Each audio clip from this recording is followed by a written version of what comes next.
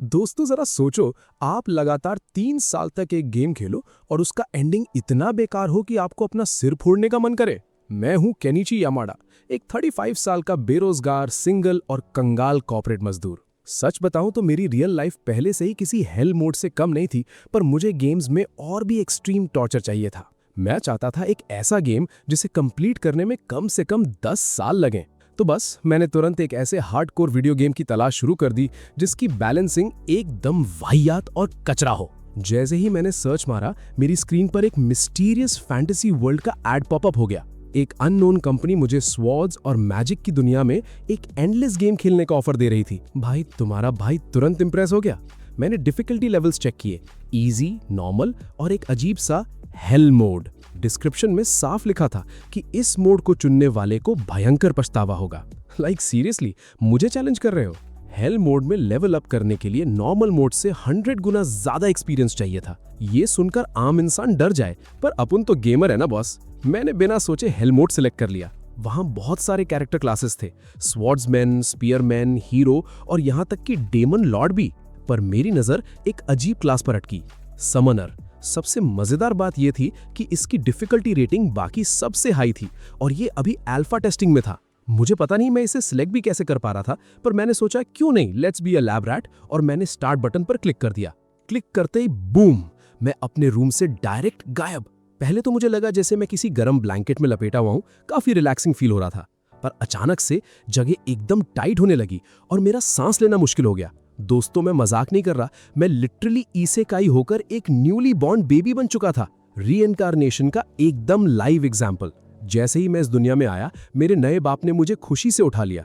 मुझे देखते ही उसने अनाउंस कर दिया, मेरा बेटा हुआ है, इसका नाम एलन होगा। वाह भाई, नाम पहले से रेडी था। मैंने भी चुपचाप अपना नया नाम और लाइफ एक्सेप्ट कर ली।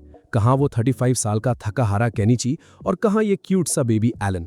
तो भाइयों, अब मैं एलन हूँ, पूरे 1 साल का बच्चा। मैं बोल भले ही नहीं सकता, पर मेरे दिमाग में अभी भी एक अडल्ट का सीपीयू दौड़ रहा है। मुझे यहाँ की भाषा समझ आ रही है, जो सरप्राइजिंगली जापानीज से मिलती जुलती है। कन्वीनियंट इसेकाई ट्रांसलेशन सिस्टम, मैंने स्टार्ट में किसान फैमिली चूज की थी, तो मैं एक ऐसे बॉर्डर विलेज में पैदा हुआ जिसका अब तक कोई ऑफिशियल नाम ही नहीं है। यहाँ के लोग जमीन पर खेती करते हैं और रूलर को टैक्स देते हैं। मेरे नए पिताजी का नाम रोडन है, जो दिन रात फील्ड में पसीना बहाते हैं, एकदम परफेक्ट फैमिली मैन। और मेरी मम्मी टेरेसिया, भाई क्या ही खूबसूरत और प्यारी हैं। अभी के लिए मैं इनका इकलौता वारिस हूँ, पर मुझे पता है जिस हिसाब से ये दोनों इन लव है, जल्द ही मेरे भाई बहन भी आने वाले हैं। एक दिन मुझे अचानक जम्हाई आने लगी, तो मम्मी मुझे सुलाकर पापा के साथ डिनर करने चली गई। जैसे ही रूम खाली हुआ, तुम्हारा भाई एक्शन में आ गया। मैंने सिस्टम या स्टेटस विंडो ओपन करने की कोशिश की, पर कुछ नहीं हुआ। मैं थोड़ा फ्रस्ट्रेट हो गया। माना कि बच्चा बनकर फ्री का खाना और नींद मिल रही है, पर मैं एक समनर हूँ बॉस। मेरी एक इज्जत है, मुझे अपनी एबिलिटीज यूज करनी है। पूरा 1 साल निकल गया था इन्हीं कोशिशों में। मेरी उम्मीद ऑलमोस्ट खत्म होने लगी थी, पर मैंने सोचा एक आखिरी बार ट्राई करते हैं। और तभी फ्लैश, मेरे ठीक ऊपर एक तेज रोशनी हुई और एक अजीब सी बुक हवा में प्रकट हो गई। मैं इतना चौंक गया कि मेरे मुंह से एक जोर की चीख निकल गई। ये सुनकर मेरे पेरेंट्स पैनिक करते हुए रूम में दौड़े आए। अब मैं उन्हें ये मैजिकल बुक तो दिखा नहीं सकता था, तो मैंने जल्दी से उसे गायब किया और ऐसी एक्टिंग की जैसे मैं गहरी नींद में सपने देख रहा हूँ। बेचारे पेरेंट्स कंफ्यूज होकर वापस चले गए और मुझे अपनी ऑस्कर वर्दी एक्टिंग का कॉन्फिडेंस मिल गया। उनके जाते ही मैं फटाफट उठा और वापस बुक को समन किया। 1 साल का वेट लंबा होता है बॉस। ये मेरी ग्रिमोर थी। बुक ने मुझे मेरे करंट स्टैट्स दिखाए। मैं अभी लेवल 1 पर था और मेरी क्लास सच में समनर थी। अगले पेज पर मुझे मेरी समनिंग और क्रिएशन स्किल्स के बारे में पता चला। प्रॉब्लम ये थी कि इन एबिलिटीज को यूज करने के लिए स्किल एक्सपीरियंस चाहिए था, जो मेरे पास बड़ा सा 0 था। फिर भी मेरे पास क्रिएट करने के लिए कुछ बेसिक समन्स थे, पर वो सिर्फ एच रैंक के आम कीड़े मकोड़े और छोटे जानवर थे। सीरियसली, हेल मोड में मुझे लेजेंडरीज की जगह कॉकरोचेस मिलेंगे? तभी बुक के एक पेज पर मुझे एक लेटर दिखा। ये किसी और का नहीं, बल्कि गॉड ऑफ क्रिएशन एल्मिया का था। लेटर में लिखा था कि इस इसेकाई वर्ल्ड में आने के लिए थैंक यू। मैजिकल बुक की डिलीवरी में हुई देरी के लिए हम माफी चाहते हैं। चूंकि आपने अल्फा वर्जन वाला कोर्स चुना था, पेपर वर्क में थोड़ा टाइम लग गया। भाई, यहाँ भी गवर्नमेंट ऑफिस वाला सिस्टम चल रहा है। लास्ट में एल्मिया ने वार्निंग दी थी कि अब कोर्स कैंसिल नहीं हो सकता, नो रिफंड्स। मुझे समझ आ गया था कि इस अल्फा वर्जन में बग्स है, पर एक गेमर को रोकना मुमकिन नहीं है। इस दुनिया में कोई एफएक्यू या स्ट्रैटेजी गाइड नहीं थी, मुझे खुद ही अपना रास्ता बनाना था। मैंने क्रिएशन स्किल का यूज किया और मेरे सामने कार्ड आ गया। ये मेरा पहला क्रिएशन था, एक एच रैंक इंसेक्ट कार्ड जो मुझे स्टैमिना और एजिलिटी में एक एक पॉइंट का बफ दे रहा था। भले ये बेसिक था, पर मेरे लिए ये किसी मास्टर बॉल से कम नहीं था। मैं उसे तुरंत समन करने वाला था, पर मम्मी वापस आ गई तो मुझे अपना स्लीपिंग बेबी वाला नाटक रिपीट करना पड़ा और समनिंग कल के लिए डाल दी। अगले दिन जैसे ही टेरेसिया मम्मी मुझे अकेला छोड़कर बाहर गई, मैं तुरंत एक्शन में आ गया। मैंने उस कीड़े को समन किया। कार्ड एकदम चमकते हुए लाइट पार्टिकल्स में बदल गया और एक बड़ा सा टिड्डा मेरे मुंह पर आकर कूद पड़ा। मैं थोड़ा डरा, पर फिर मैं हीरोइक फील करने लगा। मैंने उस टिड्डे को ऑर्डर दिया कि मेरे पास आओ, पर वो मेरी पूरी तरह से बेइज्जती करते हुए मुझे इग्नोर करके वहां से निकल गया। कैसा घटिया एटीट्यूड था इसका। मैंने बुक में चेक किया तो पता चला कि मैं इसका नाम रख सकता हूं। मैंने इस बेशरम टिड्डे का नाम डेनका रख दिया। बुक में बफ्स का सेक्शन भी था और मुझे जल्दी समझ आ गया कि इस कार्ड से सच में मेरे बेसिक स्टैट्स बढ़ रहे हैं। मैं इतना एक्साइटेड हो गया कि गलती से जोर से आवाज निकाल दी। आवाज सुनकर टेरेसिया मम्मी भागती हुई आई और फिर सीन एकदम पलट गया। मम्मी ने रूम में इतना बड़ा कीड़ा देखा और बिना एक सेकंड सोचे उसके ऊपर अपना बड़ा सा पैर रख दिया। स्प्लैट! मेरा बेचारा पहला समन, मेरा प्यारा डेनका, सीधा गेम ओवर हो गया। ऊपर चला गया भाई वो सीधा। मम्मी का power level definitely H rank से तो बहुत ऊपर था। इस ट्रैजिक इवेंट के बाद मैं रुका नहीं। कुछ दिनों तक एक्सपेरिमेंट करने के बाद मैं एक नई टीयर के क्रीचर को क्रिएट करने में सफल हुआ। मैंने एक अपर रैंक चूहे को बुलाया जिसका नाम मैंने माउसी रखा। ये भी डेनका की तरह थोड़ा बेवकूफ था, पर कम से कम मेरे ऑर्डर देने पर ये अपनी एबिलिटी तो यूज कर रहा था। देखो भाइयों, ये इसेकाई दुनिया खतरनाक मॉन्स्टर्स से भरी पड़ी है और मुझे पता था कि मेरे इन 2 छोटे मोटे समन कार्ड से मैं किसी का बाल भी बांका नहीं कर सकता। पर यहाँ सिस्टम का एक कैच था। मैं हर क्रिएचर के लिए 10 समन कार्ड्स एक साथ रख सकता था और सबसे तगड़ी चीज थी इनके बफ्स। एग्जाम्पल के लिए, अगर मैं माउसी के 10 कार्ड्स इक्विप कर लूं तो मेरा अटैक स्टैट डायरेक्ट 10 गुना बढ़ जाएगा। ओपी फीलिंग आ रही है ना? इन बफ्स के साथ मैं अभी से किसी भी नॉर्मल बच्चे से बहुत आगे निकल चुका था। पर भूलो मत, मैं हेल मोड में हूं। यहाँ स्किल्स और कैरेक्टर्स को अपग्रेड करने के लिए नॉर्मल से 100 गुना ज्यादा एक्सपीरियंस चाहिए होता है। भाई ये 100x EXP जमा करना ऐसा लग रहा था जैसे YouTube पे 1 लाख सब्सक्राइबर्स पूरे करके सिल्वर प्ले बटन लाने के लिए घिसना पड़ता है। लंबा सफर था बॉस। खैर, इससे पहले कि मैं अपनी समनिंग की प्रैक्टिस कंटिन्यू करता, मेरे पापा रोडन दिन भर की कड़ी मेहनत के बाद घर लौटे। उन्हें देखते ही टेरेसिया मम्मी टेंशन में आ गई क्योंकि पापा के कपड़ों पर लाल रंग लगा हुआ था। पर पापा ने तुरंत मम्मी को रिलैक्स करते हुए समझाया कि ये हंटिंग के दौरान का निशान है, उन्हें कोई चोट नहीं आई है। ये सुनकर मम्मी ने चैन की सांस ली। फिर पापा ने पूरे जोश में मुझे बताया कि आज उन्होंने एक विशालकाय जंगली सूअर का शिकार किया है। मुझे पता था कि मेरे पापा एक सर्फ है, किसान है, पर पतझड़ और सर्दी का मौसम आते ही वो गांव के बाकी मर्दों के साथ मिलकर मॉन्स्टर्स का शिकार करने निकल जाते थे। पापा ने बताया कि वो सूअर सच में एक जायंट था और उन्होंने मुझसे पूछा कि क्या मैं उसे देखना चाहता हूँ। दोस्तों, एक गेमर भला असली मॉन्स्टर देखने का मौका कैसे छोड़ सकता है? मैंने बिना झिझक हाँ कर दी। पापा ने मुझे अपने कंधों पर बिठा लिया और बताया कि पड़ोसी अभी उसे प्रोसेस कर रहे हैं, तो हम जाकर उसे देख सकते हैं। जैसे जैसे पापा आगे बढ़े, मुझे पहली बार इस बाहरी दुनिया को इतने करीब से देखने का मौका मिला। उन्होंने मुझे आसमान में उड़ते पक्षियों का एक झुंड दिखाया और बताया कि इस मौसम में ये पक्षी झुंड बनाकर नॉर्थ की तरफ उड़ते हैं, जो पतझड़ आने का साइन होता है। आसमान में उड़ते एक जायंट क्रिएचर को देखकर पापा ने अचानक एक शॉकिंग राज खोला। उन्होंने कन्फेस किया कि उन्होंने मेरा नाम अल्बाहारा नाम के एक जायंट बर्ड मॉन्स्टर के नाम पर रखा है। लॉजिक ये था कि आसमान ही इनकी लिमिट है और ये अपने पंखों से दुनिया में कहीं भी उड़ सकते हैं। यही सच्ची आज़ादी है।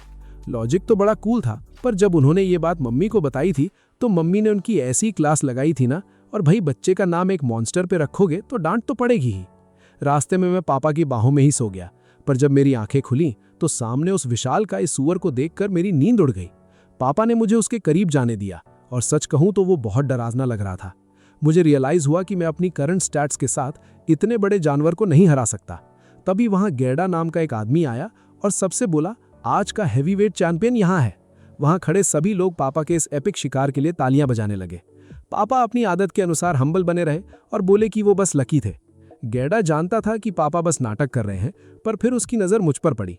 मैंने एकदम संस्कारी बच्चे की तरह हेलो बोला और अपना इंट्रोडक्शन दिया।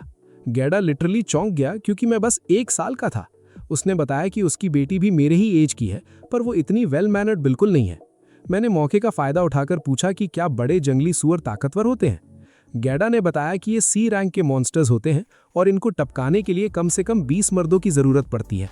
मैंने ये इन्फॉर्मेशन दिमाग में सेव कर ली क्योंकि अब मेरे पास मॉन्स्टर्स की पावर नापने का एक स्केल आ गया था। भाइयों, 10 महीने बीत गए।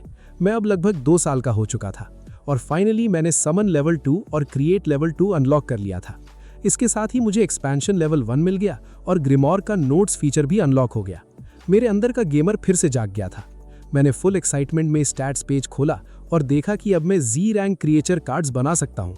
मुझे समन्स को आपस में फ्यूज करने की स्किल भी मिल चुकी थी और मेरी कार्ड इन्वेंट्री की स्पेस डबल हो चुकी थी, मतलब अब सीधा डबल बफ्स। मैं तुरंत कार्ड्स फ्यूज करना चाहता था, पर उसके लिए मेरे पास सफिशिएंट एमपी नहीं थी, तो अपना एमपी वापस लाने के लिए मैंने दबा के खाना खाया। डिनर के बाद मैं भागकर अपने कमरे में गया ताकि इस नई एबिलिटी को टेस्ट कर सकूं। मैंने 2 एच रैंक माउसी कार्ड्स को फ्यूज करने का ट्राई किया, पर भाई एरर 404। ग्रिमोर ने बता दिया कि मेरी मैक्स एमपी ही इतनी नहीं है कि मैं फ्यूजन कर सकूं, जबकि मेरा एमपी बार फुल था। ये वैसा ही धोखा था जैसे डाविंसी रिजॉल्व में 4K वीडियो रेंडर होते होते 99% पर आकर क्रैश हो जाए। मैंने सोचा चलो एक नया जी रैंक बीस्ट कार्ड क्रिएट कर लेते हैं, पर वहां भी पॉपअप आ गया, not enough max MP.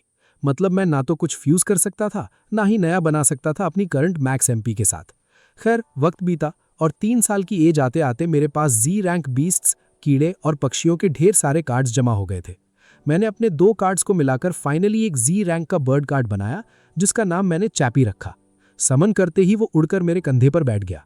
Stats check किए तो पता चला कि इसके पास आवाज कॉपी करने की तगड़ी एबिलिटी है। पहले तो मैं समझा नहीं, पर जब उसने मेरे ही वर्ड्स और टोन को एग्जैक्टली रिपीट किया तो मैं समझ गया कि ये दुश्मनों को कंफ्यूज करने के लिए कितना काम आएगा। फिर मैंने हॉपर नाम का एक मेंढक और मोली नाम की एक छछुंदर समन किया। दोनों जी रैंक के थे। मैंने हॉपर से उसकी प्रवोक एबिलिटी यूज करने को कहा। वो मेंढक उछलने लगा और उसकी स्किन ग्लो करने लगी, एग्रो खींचने का एकदम परफेक्ट तरीका। फिर मैंने मोली को खोदने का कमांड दिया और उसने देखते ही देखते एक बड़ा सा गड्ढा खोद दिया। मुझे तब रियलाइज हुआ कि एक प्रो समनर बनने का असली राज अपने क्रिएचर्स के स्टैट बफ्स की पूरी नॉलेज रखना है। इस सिस्टम में ऐसी डेप्थ थी और कॉम्प्लेक्सिटी थी जो एक हार्डकोर गेमर हमेशा से चाहता था। मैं इन्हीं ओपी ख्यालों में खोया हुआ था कि अचानक मैं मोली के खोदे हुए गड्ढे में गिर गया। मेरी सारी हीरो वाली हाइप 1 सेकंड में मिट्टी में मिल गई, क्योंकि मुझे समझ आ गया था कि अभी मुझे असली मॉन्स्टर से लड़ने का कोई चांस नहीं मिलने वाला। ठीक 3 बजे गांव की घंटी बजी और मुझे पहले से पता था कि अब क्या आफत आने वाली है। मेरा बिल्कुल मन नहीं था। गैडा की बेटी क्रीना मुझे ढूंढते हुए वहां आ धमकी और हमेशा की तरह फुल एनर्जी में मुझे शूर वीरों वाला स्वॉर्ड फाइटिंग खेलने के लिए इनवाइट करने लगी। भाई इस लड़की के पास लिटरली 0 चिल था। ये जानते हुए कि मेरे पास कोई ऑप्शन नहीं है, मैं गड्ढे से बाहर निकला और अपनी इस डेंजरस पड़ोसिन को हेलो बोला। वो अपने हाथ में लकड़ी की तलवार ताने खड़ी थी। मैंने शराफत से एक फेयर ड्यूअल एक्सेप्ट कर लिया। भले ही मैंने चैलेंज एक्सेप्ट कर लिया था, पर अंदर से मुझे थोड़ी शर्म आ रही थी कि एक अडल्ट बच्चों के साथ लकड़ी की तलवार से खेल रहा है। पर दोस्तों, मुझे पता था कि क्रीना के साथ इन खेल वाली फाइट्स को सीरियसली लेना पड़ेगा। वो सरप्राइजिंगली हद से ज्यादा फास्ट थी और तलवार चलाते वक्त एकदम मर्सीलेस बन जाती थी। मैंने अपनी सारी पावर एजिलिटी बढ़ाने में लगा दी, फिर भी मैं बाल बचला था। भाई वो इतनी ताकतवर थी कि उसने मेरी लकड़ी की तलवार ही तोड़ दी और फिर भी कंटिन्यूसली मुझ पर अटैक करती रही। दिन ढलते ढलते मेरे पेरेंट्स मुझे बचाने आए, पर तब तक मेरी अच्छी खासी धुनाई हो चुकी थी। टेरेसिया मम्मी अभी प्रेग्नेंट थी, जो कि किसी के लिए सरप्राइज नहीं था। क्रीना के जाने के बाद मैं जमीन से उठा। एक छोटी बच्ची से पिटने के बाद भी मैंने एक गुड बॉय की तरह अपनी मम्मी की हेल्प करने का डिसीजन लिया और उनके हाथ से सब्जियों की टोकरी उठा ली। मम्मी ने प्यार से स्माइल करते हुए मुझे थैंक यू कहा। उस रात जब हम तीनों डिनर कर रहे थे, मैंने पापा से कहा कि मैं आलू की फसल काटने में उनकी मदद करना चाहता हूँ, क्योंकि मम्मी प्रेग्नेंट है। ये सुनकर दोनों चौंक गए। एक छोटा बच्चा खेती करने की बात कर रहा है, पर मैंने उन्हें कॉन्फिडेंटली आश्वस्त किया कि मैं ये काम करने में पूरी तरह केपेबल हूँ। सच्चाई तो ये थी कि सिस्टम बफ्स की वजह से मेरे अंदर अभी एक अडल्ट जितनी स्ट्रेंथ आ चुकी थी, पर ये ओपी राज में अपने तक ही रखने वाला था। माँ ने प्यार से कहा कि मेरे जैसे नन्हे बच्चे को काम नहीं करना चाहिए और मुझे जाकर अपनी दोस्त क्रेना के साथ खेलना चाहिए। पिताजी भी इस बात पर राजी हो गए और बोले कि मैं घर के छोटे कामों में वैसे भी मदद कर ही देता हूँ। मैंने थोड़ा अड़ने की कोशिश की, लेकिन पिताजी अपनी बात पर अड़े रहे। उनका कहना था कि मुझे ये काम तो जिंदगी भर करना ही है, इसलिए जब तक हो सके मुझे इस मेहनत मजदूरी वाली खेती से दूर रहकर बचपन के मजे लेने चाहिए।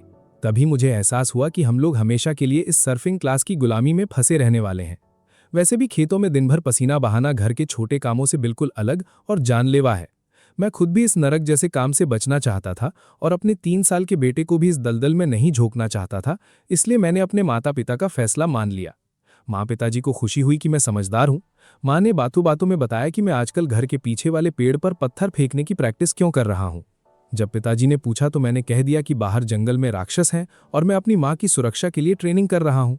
पिताजी जोर से हंसे, लेकिन असल में मैं ये चेक कर रहा था कि क्या मैं समनिंग के अलावा कोई और स्किल सीख सकता हूं या नहीं। माँ ने पूछा कि क्या मैं क्रेना की भी रक्षा करूंगा। मैंने हाँ कह दिया, लेकिन दिमाग में बस यही चल रहा था कि जब हम नाइट्स वाला खेल खेलते हैं तो वो लड़की कितनी बेरहमी से मुझे पीटती है। पिताजी ने बताया कि वे मेरे मूल्यांकन समारोह यानी अप्रेजल सेरेमनी का बेसब्री से इंतजार कर रहे हैं। माँ ने समझाया कि जब मैं 5 साल का होऊंगा तो एक दिव्य समारोह होगा, जिससे ये पता चलेगा कि मेरे अंदर किस प्रकार का टैलेंट है। पिताजी ने कहा कि अगर किस्मत अच्छी रही और मुझे कोई दमदार टैलेंट मिल गया तो शायद हम इस दास्ता से बाहर निकल सकें। ये सुनकर मैं काफी एक्साइटेड था। सर्दियों में मैंने अपने समन किए हुए जीव डेनका को देखा। वो एक ही जगह इतनी देर से उछल कूद कर रहा था कि जमीन में गड्ढा ही बना दिया था। अब मुझे पक्का हो गया था कि मैं बिना किसी थकान के पूरे दिन के लिए किसी जीव को समन कर सकता हूँ। ये मेरे लिए एक बड़ी अचीवमेंट थी। तभी क्रेना की आवाज आई और मैंने तुरंत अपनी जादुई किताब गायब कर दी। कोई चारा ना होने पर मुझे उसके साथ वही नाइट्स वाला खेल खेलना पड़ा और वो लड़की आज भी एकदम आक्रामक थी। मैंने उसकी स्पीड मैच करने की कोशिश की, लेकिन भाई उसका प्लॉट आर्मर ही अलग है। उसने फिर से मुझे धूल चटा दी। शाम को जब पिताजी घर लौटे तो डेनका अचानक माँ के पैर पर कूद गया, जिससे वे घबराकर गिर गईं। पिताजी दौड़कर आए और हालांकि चोट मामूली थी, लेकिन माँ को लेबर पेन शुरू हो गया। क्रेना अपनी माँ को बुलाने भागी और हम सब तैयारी में जुट गए। मेरी समझ में नहीं आ रहा था कि क्या करूं। काश मैंने कोई बर्थ सिमुलेशन गेम खेला होता। पिताजी भी उतने ही डरे हुए थे। शुक्र है कि क्रेना की माँ मटिल्डा आ गई और उन्होंने हम पुरुषों को बाहर निकाल दिया। हम पूरी रात बाहर ही रहे। सुबह होते ही बच्चे का जन्म हुआ और पिताजी ने बड़े गर्व से उसका नाम मैश रखा। मैं सोचता रहा कि मेरा पुनर्जन्म यहाँ क्यों हुआ, लेकिन भले ही मेरा मकसद अपने स्किल्स को मैक्स लेवल पर ले जाना है, ये पारिवारिक माहौल भी बुरा नहीं है। मैंने ठान लिया कि मैं अपने परिवार को इस दास्ता के बोझ से मुक्त कराऊंगा। आखिरकार मैं 5 साल का हो गया और मूल्यांकन समारोह का समय आ गया। पिताजी ने बताया कि यहाँ दास से लेकर कुलीन तक सबको 5 साल की उम्र में भाग लेना होता है। अगर टैलेंट निकला तो गुलामी से आज़ादी मिल सकती है, लेकिन यहाँ कंपटीशन बहुत तगड़ा था। गांव के ढेरों बच्चे मेरी ही उम्र के थे। क्रेना आकर मुझे साथ चलने के लिए कही। आम लोगों के गांव के पास पहुंचते ही वो बेहद एक्साइटेड होकर बोली कि अगर मुझे सोर्ड्स वुमन की क्लास मिली तो वो नाइट बनेगी। मैंने कुछ सलीके से सजे धजे लोगों को देखा और सोचने लगा कि क्या ये सचमुच आम लोग हैं। जाहिर है उन्होंने अपनी असलियत छिपाने के लिए दिखावटी कपड़े पहने थे। लोग मेरे काले बालों और आंखों को देखकर फुसफुसा रहे थे कि मैं पक्का दास हूं। तभी चर्च से 3 पुजारी निकले और बोले कि सृष्टि के देवता एल्मिया सबको समान अवसर देते हैं। उन्होंने उदाहरण दिया कि संत क्लेसस और सोर्ड्समैन डायवर्ग भी कभी साधारण दास हुआ करते थे, जिन्होंने बाद में दुश्मनों का सिस्टम हैंग कर दिया था। मुझे याद आया कि गेम में भी हीरो और सोर्ड्समैन क्लासेस को सबसे निचले लेवल से शुरू करना पड़ता था। ये तो गेम के नियम थे जो यहाँ भी लागू होते हैं। हम अंदर गए और मैंने एल्मिया, सृजन के देवता की मूर्ति देखी, जिन्होंने मुझे पत्र भेजा था। प्रक्रिया शुरू हुई और गांव के प्रधान डोबोजी के बेटे पलोमास को स्टेज पर बुलाया गया। उसने क्रिस्टल बॉल पर हाथ रखा और पीछे लगी मेटल प्लेट पर उसके गुण अंकित हो गए। मैंने देखा कि वो बिल्कुल मेरे ग्रिमोर के स्टेट पेज जैसा था। उसे मर्चेंट की क्लास मिली, जो उसके परिवार के लिए बड़ी बात थी। मैंने महसूस किया कि यहाँ तो किसी भी टैलेंट पर जश्न मनाया जाता है और हमारे एट्रीब्यूट्स यहाँ नंबरों के बजाय रैंक के हिसाब से दिखाए जाते हैं। अब बस मेरी बारी का इंतजार था। मैंने चुपके से अपना ग्रिमोर चेक किया, ये कंफर्म करने के लिए। कसम से मुझे ये बात बहुत मस्त लगती है कि मेरे स्टैट्स मेरे अलावा कोई और नहीं देख सकता। जैसे जैसे सेरेमनी आगे बढ़ी मुझे पता चला कि हर किसी को टैलेंट नहीं मिलता और यही वजह है कि ये इतनी बड़ी डील है। फिर डगोरा नाम का एक बच्चा आगे आया। उसने क्रिस्टल बॉल पर हाथ रखा और प्रीस्ट्स ने बताया कि उसके पास एक्स यूजर का टैलेंट है। मैं सच में सरप्राइज था, क्योंकि ये पहला ए रैंक एट्रीब्यूट था जो हमने अभी तक देखा था और लग रहा था कि बिना किसी टैलेंट के इन हायर रैंक्स को हासिल करना नामुमकिन है। लगभग सभी का अप्रेजल होने के बाद आखिर में क्रेना की बारी आई। वो बड़ी एक्साइटेड होकर ये जानने के लिए क्रिस्टल बॉल की तरफ दौड़ी कि उसका टैलेंट क्या है। इस बार क्रिस्टल बॉल अचानक जोर से ग्लो करने लगी और वहां खड़े सभी लोग इस चमत्कार को देखकर दंग रह गए। क्रेना को स्वॉर्ड लॉर्ड का टैलेंट मिला था, जो इस दुनिया के सबसे बेस्ट टैलेंट्स में से एक है। उसके डैड गेर्डा ने खुशी से उछलते हुए कहा कि उसने तो सीधा टैलेंट का जैकपॉट मार लिया है। पर हमारी क्रेना उदास हो गई, क्योंकि उसे बस एक नॉर्मल स्वॉर्ड्स वुमन बनना था। भाई लगता है इसको ओपी होने का शौक नहीं है। यहाँ लोग बिना टैलेंट के धूम रहे हैं और इसको टॉप टियर लूट पर डिसअपॉइंटमेंट हो रही है। वैसे मुझे बिल्कुल सरप्राइज नहीं हुआ, क्योंकि अकेला यही एक तरीका था जो जस्टिफाई कर सके कि ये लड़की इतनी रिडिकुलसली ओवरपावर्ड क्यों है। खैर, अब आखिर में मेरी बारी थी और मैं बस इस बात से खुश था कि अब मेरे पेरेंट्स को पता चल जाएगा कि मैं एक समनर हूँ।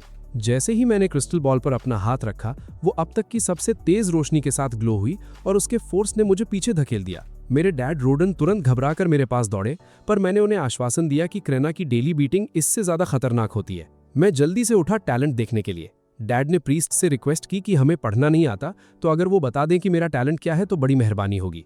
प्रीस्ट खुशी से बताने आया, पर उसका अगला सेंटेंस सुनते ही हमारी सारी एक्साइटमेंट मर गई।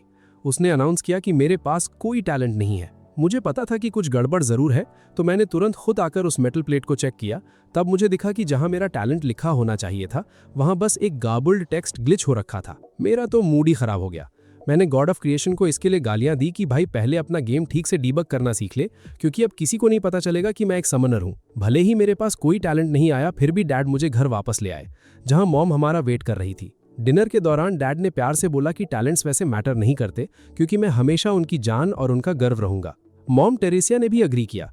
मुझे पता है कि हम लोग इतने गरीब हैं कि हमारे पास नहाने के लिए एक बाथटब तक नहीं है, पर मैं इस फैमिली में पैदा होकर सच में खुश हूँ, भले ही मैं टेक्निकली इन सबसे उम्र में बड़ा हूँ। रात को मैंने अपना ग्रिमोर चेक किया तो देखा कि मेरे सारे एट्रीब्यूट्स ई रैंक पर थे। तब जाकर मुझे आज के दिन की सबसे बड़ी बात समझ आई कि मैं इस दुनिया का अकेला प्लेयर हूँ जो हेल मोड पर खेल रहा है। सभी बच्चे अप्रेजल के टाइम 5 साल के थे, जिसका मतलब सभी लोग मेरे जैसे लेवल 1 पर होंगे। ये रैंक सिस्टम शायद लेवल अप पर मिलने वाले ग्रोथ फ्रैक्शन को दर्शाता है। मैंने अज्यूम किया कि मेरे सारे एट्रीब्यूट्स ई रैंक इसलिए हैं क्योंकि हेल मोड में मेरा प्रोग्रेस नॉर्मल का 100वां हिस्सा है, और उस लॉजिक से मेरी रैंक्स भी एक्चुअल वैल्यू का वही छोटा फ्रैक्शन दिखा रही हैं। ये बात किसी नॉर्मल गेमर के बाल नोचने के लिए काफी थी, पर मैं यहाँ इन वीक सॉस गेम्स की औकात दिखाने आया हूँ। मैं अपनी पूरी लाइफ लगा दूंगा ये प्रूव करने में कि असली मजा हार्डकोर गेमिंग में ही है। हालांकि वो अप्रेजल सेरेमनी वाला अजीब टेक्स्ट ऑब्वियसली एक ग्लिच था जिसे डेवलपर्स को ठीक करना ही पड़ेगा, इसलिए मैं डेफिनेटली कंप्लेन करूंगा और उन्हें लेटर्स के समुद्र में डुबा दूंगा, क्योंकि वो एक नो लाइफ गेमर को अंडर एस्टिमेट नहीं कर सकते। वक्त बीतता गया और एक दिन मैंने नोटिस किया कि डैड काफी अजीब बिहेव कर रहे हैं। मॉम ने मुझे बताया कि कल रात देर से घर आने के बाद से ही उनका मूड खराब है। थोड़ी देर बाद हम लोग गैडा अंकल के घर गए ताकि क्रेना के स्वॉर्ड लॉर्ड बनने का जश्न मना सके। क्रेना ने एक्साइटेडली मुझे बताया कि sword Lord normal swords woman से भी बेटर क्लास है, तो अब वो और ज्यादा स्ट्रांग होने वाली है। मैंने अनजान बनते हुए कहा, वाह, जबकि तू पहले ही अपनी ताकत से मुझे बुरी तरह रौंद डालती है। आंटी मटिल्डा ने बताया कि गांव के चीफ्टन ने सुबह आकर उन्हें एक स्पेशल लिकर की बॉटल गिफ्ट की थी सेलिब्रेट करने के लिए, तो आज हम उस बॉटल को ओपन करेंगे। डैड का एटीट्यूड अभी भी सड़ा हुआ था और उन्होंने रूखेपन से बधाई देते हुए कहा, अपनी दारू एंजॉय करो। गैरडा अंकल ने भी उसी ढंग में रिप्लाई किया कि इस घर में पहले मेहमान दारू पीते हैं। मैं सोच में पड़ गया कि क्या डैड ग्रेना के स्वॉर्ड लॉर्ड वाले टैलेंट से जल रहे हैं, पर मुझे पता था कि डैड इतने पैटी नहीं है, इसलिए वजह जरूर कुछ और थी। डैड ने पहली ड्रिंक सर्व करनी चाहिए, पर गैडा अंकल ने साफ बोल दिया कि वो उनके उस सड़े हुए शक्ल के साथ डाली गई दारू बिल्कुल नहीं पिएंगे। उन्होंने डैड को इस मौके पर बज़किल बनने से रोका, पर अचानक डैड ने वो बॉटल जमीन पर पटक दी। नो, हो गया इन दोस्तों का कलेश शुरू। डैड ने जोर से बोला कि वो क्रेना के लिए सच में खुश है क्योंकि उसका टैलेंट कमाल का है। फिर गैडा अंकल ने उनसे पूछा कि तो उन्होंने हमारी फैमिली से अपने सारे नाते तोड़ने की बात क्यों की।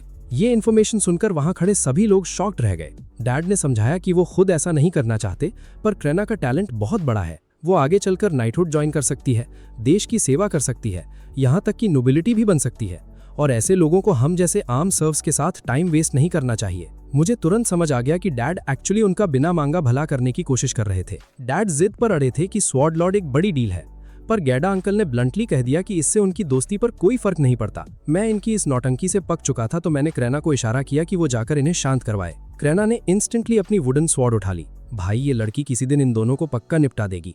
पर इससे पहले कि क्रेना आगे बढ़ती, मॉम और आंटी मटिल्डा ने सिचुएशन का चार्ज ले लिया। जब माहौल आखिरकार शांत हुआ तो आंटी मटिल्डा से मैंने पूछा कि क्या ये दोनों हमेशा से ऐसे ही थे। उन्होंने बताया कि बाप बनने के बाद ये दोनों काफी शांत हो गए हैं, वरना पहले ये दोनों पूरे हॉट हेड्स थे जो बात बात पर एक दूसरे पर मुक्के चलाते थे। मॉम टेरेसिया ने मुस्कुराते हुए पुराने दिनों को याद करते हुए बताया कि ये चारों एक्चुअली बचपन के दोस्त हैं जो एक ही गाँव में बड़े हुए थे। आंटी मटिल्डा ने आगे बताया कि 10 साल पहले जब एक नया गाँव बसाने की खबर आई थी, तब उन सबने मिलकर वहां जाने का फैसला किया था।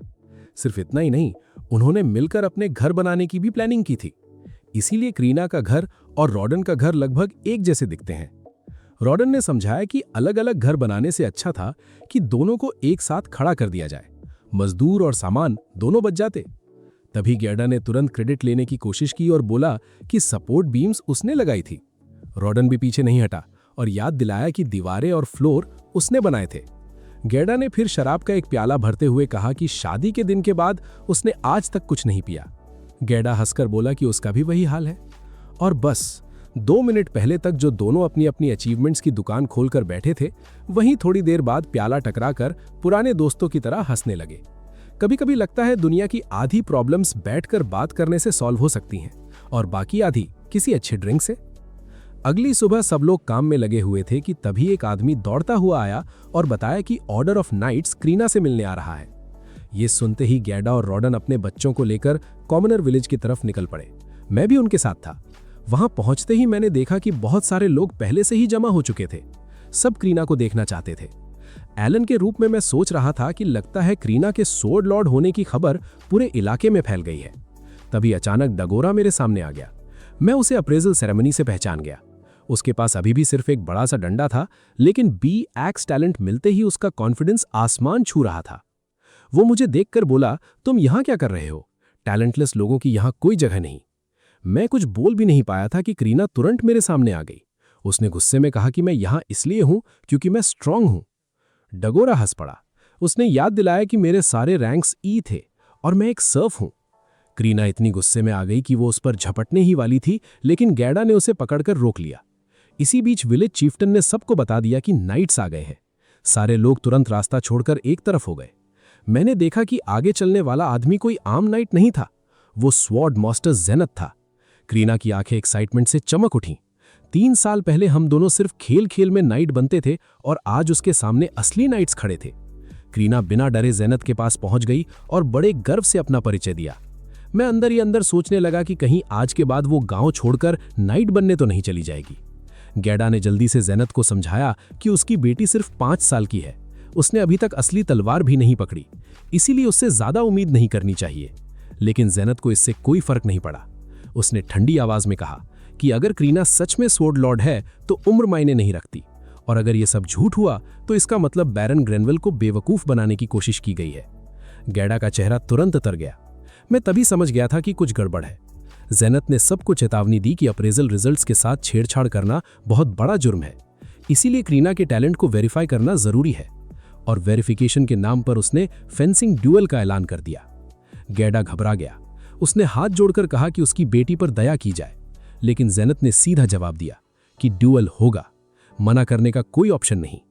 मेरे दिमाग में सिर्फ एक ही सवाल घूम रहा था, ये लोग ठीक है ना? एक 5 साल की बच्ची को नाइट्स के वाइस कैप्टन के सामने खड़ा कर दिया गया था। पूरा माहौल टेंशन से भर गया। लेकिन जिस पल क्रीना ने पहली बार असली तलवार देखी, उसकी आंखों में डर नहीं बल्कि एक्साइटमेंट आ गई। वो सीधा तलवार की तरफ दौड़ी और पूछा कि क्या वो इसे यूज कर सकती है, और बिना किसी झिझक के उसने अपने से लगभग उतनी ही बड़ी तलवार उठा ली। फिर उसने सीधा वाइस कैप्टन को ड्यूअल के लिए चैलेंज कर दिया। वाइस कैप्टन ने अपना नाम लेब्रॉन्ड बताया और चैलेंज एक्सेप्ट कर लिया। क्रीना ने पहला वार किया, लेकिन लेब्रॉन्ड ने आराम से रोक दिया। डगोरा का मुंह खुला का खुला रह गया। उसे यकीन ही नहीं हो रहा था कि क्रीना इतनी बड़ी तलवार चला सकती है। मैं जानता था कि हमारी रोज की प्ले फाइटिंग की वजह से उसकी स्वॉर्ड मास्टरी स्किल लगभग लेवल 5 तक पहुंच गई होगी, लेकिन ये कितनी मदद करेगी मुझे खुद नहीं पता था। थोड़ी देर तक डिफेंस करने के बाद लेब्रॉन ने काउंटर अटैक किया। क्रीना मुश्किल से उस वार को रोक पाई। गैडा का दिल तो उसी पल मुंह को आ गया। क्रीना फिर से चार्ज हुई, लेकिन इस बार लेब्रॉन के एक जबरदस्त किक ने उसे सीधा दीवार तक पहुंचा दिया। गैडा का गुस्सा फटने ही वाला था, लेकिन नाइट्स ने उसे पकड़ लिया। रॉडन भी खुद को रोक नहीं पा रहा था, और सच कहूं तो मैं भी अंदर से उबल रहा था। चाहे क्रीना स्वॉर्ड लॉर्ड हो, फिर भी वो सिर्फ 5 साल की बच्ची थी। अडल्ट्स के पास एक्सपीरियंस और लेवल्स दोनों का एडवांटेज था। लेकिन तब कुछ ऐसा हुआ जिससे सब सन रह गए। क्रीना धीरे से वापस खड़ी हो गई, और इस बार उसके आसपास एक जबरदस्त ऑरा फैल गया। लेब्रॉन जैसे एक्सपीरियंस नाइट को भी खतरा महसूस हुआ। उसने तुरंत डिफेंस मजबूत कर लिया। क्रीना लगातार वार करने लगी। हर अटैक पहले से ज्यादा पावरफुल था। लेब्रॉन पीछे धकेले जा रहे थे। तब उसे एहसास हुआ कि क्रीना कोई एक्स्ट्रा स्किल यूज कर रही है। मैं हैरानी से सब देख रहा था, और फिर आखिरी पल आ गया। क्रीना ने पूरी ताकत के साथ फाइनल स्ट्राइक लगाई। क्रैक! लेब्रॉन की तलवार 2 टुकड़ों में टूट गई। उसी वक्त जेनथ ने ड्यूअल खत्म होने का ऐलान कर दिया और सबको अपने हथियार नीचे करने को कहा। क्रीना हैरान रह गई। उसने मासूमियत से पूछा कि ड्यूअल इतनी जल्दी कैसे खत्म हो गया। फिर वो लेब्रॉन के पास गई और बोली, आप काफी स्ट्रांग हो ग्रैंडपा। लेब्रॉन ने तुरंत प्रोटेस्ट करने की कोशिश की कि वो इतना बुढ़ा नहीं है, उसकी उम्र सिर्फ 24 साल है। लेकिन फिर शायद उसने सोचा कि 5 साल की बच्ची से आर्ग्यूमेंट करके कोई अचीवमेंट अनलॉक नहीं होने वाली, इसीलिए वो चुपचाप हार मान गया। पूरा गांव खुशी से चीयर करने लगा। सब लोग एक ही बात कह रहे थे, एक 5 साल की लड़की ने नाइट्स के वाइस कैप्टन को हरा दिया था। अब किसी को भी शक नहीं था, क्रीना सच में एक असली स्वॉर्ड लॉर्ड थी। गैडा की आंखों में खुशी साफ दिख रही थी। वो दौड़कर अपनी बेटी के पास गया और उसे गर्व से गले लगा लिया। रॉडन ने भी चैन की सांस ली। दोस्तों, ज़ेनोव बाबू फाइनली करीना की स्किल्स देखकर शॉक में आ गए। भाई ने अपना ईगो साइड रख के अपनी हरकतों के लिए माफी मांग ली। फिर उसने बोला कि अब उन्हें करीना के फ्यूचर के बारे में बात करनी होगी और हम चाहे तो अपने दोस्तों को भी ला सकते हैं। विलेज चीफ के घर पहुंचकर मैंने नोटिस किया कि गर्डा अंकल अभी भी गुस्से में थे और डेजोरा को वहां देखकर मैं थोड़ा सरप्राइज था। ज़ेनोव ने दोबारा इंट्रो दिया और बताया कि वो यहाँ लैंडलॉर्ड के कहने पर टेस्ट चेक करने आया था। फिर उसने चीफ से कहा कि वैसे तो गांव का नाम चीफ पर होता है, पर लैंडलॉर्ड इस गांव को करीना नाम देना चाहता है क्योंकि यहाँ एक स्वॉर्ड लेडी पैदा हुई है। चीफ ने तुरंत हाँ कर दी और बेचारे गर्डा का मुंह खुला का खुला रह गया। ज़ेनोव ने आगे बताया कि 3 साल पहले एक काउंट के यहाँ भी एक स्वॉर्ड मास्टर पैदा हुआ था। मैं चुपचाप फ्रूट खा रहा था, पर यह सुनकर शॉक्ड था क्योंकि मुझे लगता था ये ओपी क्लासेस सिर्फ आम लोगों को मिलती हैं। ज़ेनोव ने क्लियर किया कि उस वीआईपी बंदे ने रॉयल फैमिली को सर्व तो किया, पर उसका लेवल एकदम कचरा था। री-इवैल्यूएशन में पता चला कि वो बस एक नॉर्मल स्वॉर्ड्समैन था, मतलब नोबल्स अपना फेक रेज्यूमे चला रहे थे। इस वजह से royal family in testing rituals पर डाउट करने लगी थी। ज़ेनोव ने टेस्टिंग वाले नाटक के लिए गर्डा से दोबारा माफी मांगी, जो उसने मान ली। ज़ेनोव ने फाइनल किया कि करीना 12 साल की होते ही अकेडमी जाएगी और उसके बाद रॉयल फैमिली के लिए काम करेगी। तभी कुल्हाड़ी वाले बच्चे ने पूछा क्या वो नाइट बन सकता है। उसका बाप बेचारा डर के मारे पसीना पसीना हो गया और माफी मांगने लगा, पर ज़ेनोव ने हीरो टाइप बोला कि वो गांव में एक टीचर भेज देगा और उसने उस बच्चे को दबा के ट्रेनिंग करने को कहा। इसके बाद करीना मेरे पास आई और बोली कि मैं उसके साथ पढ़ाई करूं, पर बीच में टोरा ने मेरा मजाक उड़ाते हुए बोला कि मुझ में कोई टैलेंट नहीं है, सस्ता रोस्टर कहीं का। सीना ने तुरंत मुझे डिफेंड किया कि मैं स्ट्रांग हूं। मैं सच में दंग रह गया। मैं अंदर से एक पूरा अडल्ट हूं, फिर भी एक 5 साल के बच्चे की बात का बुरा मान रहा था और मेरी ही एज की एक बच्ची मुझे डिफेंड कर रही थी। ज़ेनोव ने मेरे काले बाल और आंखें नोटिस की। मेरे डैड रोडान ने बताया कि वो उनके बेटे हैं और गर्डा ने हमारा इंट्रो करवाया। ज़ेनोव एकदम से चौंक गया और डैड से पूछा कि क्या वो फेमस बोर हंटर है। फिर उसने तुरंत माफी मांगी कि उन्होंने डैड को ठीक से पहचाना नहीं। उसने बताया कि लैंडलॉर्ड डैड के भेजे बोर्ड से बहुत खुश था और उनकी करेज की तारीफ की। डैड ने कामली तारीफ एक्सेप्ट की और सब ने फेयरवेल एक्सचेंज किया। वापस आते वक्त डैड ने मुझे सिखाया कि लाइफ कितनी भी हार्ड हो, इंसान को इज्जत से जीना चाहिए। मुझे उनका पॉइंट अच्छे से समझ आ गया। आखिर मैं अभी भी इस अजीब गेम के सबसे हार्ड डिफिकल्टी लेवल पर खेल रहा था। घर आने से पहले मैंने डैड को बताया कि मैं मॉम और मैश के लिए गिफ्ट लाया हूँ। डैड हंसने लगे और बोले कि जवानी में वो भी यही करते थे। बाद में मैं बहुत खुश था क्योंकि मेरी समनिंग स्किल लेवल 2 से सीधा लेवल 3 हो चुकी थी। अब मेरे पास पूरे 30 समनिंग स्लॉट्स थे। मेरे समन्ड क्रीचर्स अब पहले से ज़्यादा बफ हो चुके थे और अब मैं एफ रैंक क्रीचर्स को भी बुला सकता था, हालांकि मैंने ट्राई नहीं किया था। उसी रात पता चला कि फैमिली में तीसरा बच्चा आने वाला है और मैश बेबी का जेंडर जानने के लिए सुपर एक्साइटेड था। पर मुझे बस इस मीटिंग को जल्दी खत्म करना था ताकि मैं अपनी नई एबिलिटीज चेक कर सकूं। Gamer priorities, you know. Theresa mom को लग रहा था बेबी गर्ल होगी और अगर ऐसा हुआ तो वही नाम सिलेक्ट करेंगी। डैड ने जैसे ही नाम पूछा, अचानक मेरी ग्रिमोयर बुक ओपन हो गई और सिस्टम एडमिन एल्मा का मैसेज आ गया। मैंने चुपचाप मैसेज पढ़ा, पर पेरेंट्स ने नाम सुन लिया और मुझे इसके लिए वॉर्न किया। मॉम ने नोटिस किया मैं थोड़ा वियर्ड बिहेव कर रहा हूं, तो उन्होंने डैड से उनके वूंड्स के बारे में पूछना शुरू कर दिया। डैड ने कैजुअली बोला कि हंटिंग में ऐसी चोटें आती रहती हैं और ये ऊपर वालों के ट्रायल्स जैसे लगते हैं। उन्होंने ये भी सस्पेंस रखा कि इन चोटों की थकान कभी कभी अजीब तरीके से गायब हो जाती है। मुझे रियलाइज हुआ कि डैड दिखने में नॉर्मल है, पर अंदर से अलग ही ओपी लेवल पर है। मेरा समनिंग लेवल भले ही बढ़ गया था, पर मेरी खुद की बेस लेवल अभी भी 1 थी। लेवल बढ़ाने का एक ही रास्ता था और वो था हंटिंग, पर फार्मर्स को गांव से बाहर जाना मना था। मैंने डैड से हंटिंग पर चलने की जिद की, पर उन्होंने रिजेक्ट करके बोला कि हंटिंग मेरी सोच से भी ज़्यादा डेंजरस चीज़ है। मैं रूम में वापस आया और एल्मा के मैसेज पर ध्यान दिया। फिर दिमाग की बत्ती जली कि ये एक्चुअली मेरी पुरानी कंप्लेंट्स का रिप्लाई था। सबसे मेन बात, मेरा टैलेंट अब आखिरकार रीडेबल बन चुका था। मुझे ये भी समझ आया कि डैड को मेरी नई क्लास के बारे में कोई प्रोफेसी जैसा कुछ मिला था। मैंने नोटिस किया कि मेरी स्किल रेटिंग एवरेज थी, पर भाई मेरा स्टैट ग्रोथ रेट एकदम इनसेन था। मैजिक और इंटेलिजेंस सीधा S रैंक, बाकी सब A रैंक। मैं फुल्ली सेटिस्फाई होकर एबिलिटीज टेस्ट करने लगा। पहला एक्सपेरिमेंट था डिंका। जैसे ही मैंने उसको एनहांस किया, उसके स्टैट्स में भयंकर उछाल आया। उसकी साइज वही थी, पर अपीयरेंस एकदम खतरनाक हो गया। मॉम उसको देखकर डर गई और मुझे मजबूरन उसे नॉर्मल स्टेट में लाना पड़ा। अगले दिन मुझे पता चला कि कार्ड में वापस भेजने के बाद भी क्रीचर का एनहांसमेंट बरकरार रहता था। मतलब मुझे अपने सारे कार्ड्स जल्दी से जल्दी मैक्स आउट करने थे। कपड़े सुखाते टाइम, हाँ मैं हीरो होके भी ये करता हूँ, मुझे अपने पुराने फील्ड फ्यूजन्स याद आए। इस बार मैंने एक A रैंक इंसेक्ट और F रैंक बर्ड को फ्यूज किया और प्रोसेस फाइनली सक्सेसफुल रहा। मुझे एक F रैंक प्लांट कार्ड मिल गया। प्लांट्स से मैजिक और स्ट्रेंथ बढ़ती थी, जिससे मुझे नए कार्ड्स बनाने में हेल्प मिलती। तो मैं खुशी से पागल हो गया। मैंने नए प्लांट को समन किया जो एक छोटे से एप्पल की फॉर्म में निकला। मैंने उसका नाम अपो रखा। शक्ल से वो किसी भी एंगल से कॉम्बैट मटेरियल नहीं लग रहा था, पर जब मैंने उसकी स्किल यूज़ की तो ज़मीन से छोटे छोटे स्प्राउट्स निकल आए। स्टार्टिंग में थोड़ा डिसअपॉइंटमेंट हुआ, फिर मैंने खुद को मनाया कि चलो कोई तो यूज़ होगा ही। मैंने उसे वापस कार्ड में भेजने की कोशिश की, पर भाई ढीठ हो गया और रिप्लाई ही नहीं दे रहा था। तभी मॉम ने उन स्प्राउट्स को देख लिया और उनकी बढ़िया महक से वो काफ़ी इंप्रेस हो गई। उधर मैं अपने दिमाग के घोड़े दौड़ा रहा था कि इस एबिलिटी का क्या फ़ायदा उठाया जा सकता है। कुछ टाइम बाद मैं गर्डा अंकल के साथ ट्रेनिंग करने गया और हमेशा की तरह बुरी तरह हार गया, पर अंकल ने नोटिस कर लिया कि मेरी स्ट्रेंथ पहले से बढ़ चुकी थी। जब मैंने अपनी ग्रिमोर चेक की तो देखा कि मेरी स्वॉर्ड स्किल लेवल 3 हिट कर चुकी थी और साथ ही मेरी फिजिकल स्ट्रेंथ और एंड्योरेंस भी काफ़ी बफ हो चुकी थी। मुझे लगता था कि मेरे समन्स में सिर्फ बोजी ही अकेला है जिसके पास रियल ऑफेंसिव एबिलिटी है, पर ऑब्वियसली मैं उसको इंसानों पर टेस्ट नहीं करना चाहता था, तो मैंने थोड़ा वेट करने का सोचा।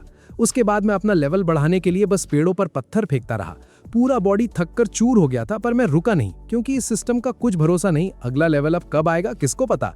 और हाँ, एक मस्त चीज नोटिस की मैंने, एपो के आसपास होने से मेरी माना रिकवरी स्पीड काफी बढ़ जाती थी, एकदम पैसिव माना रीजन बफ।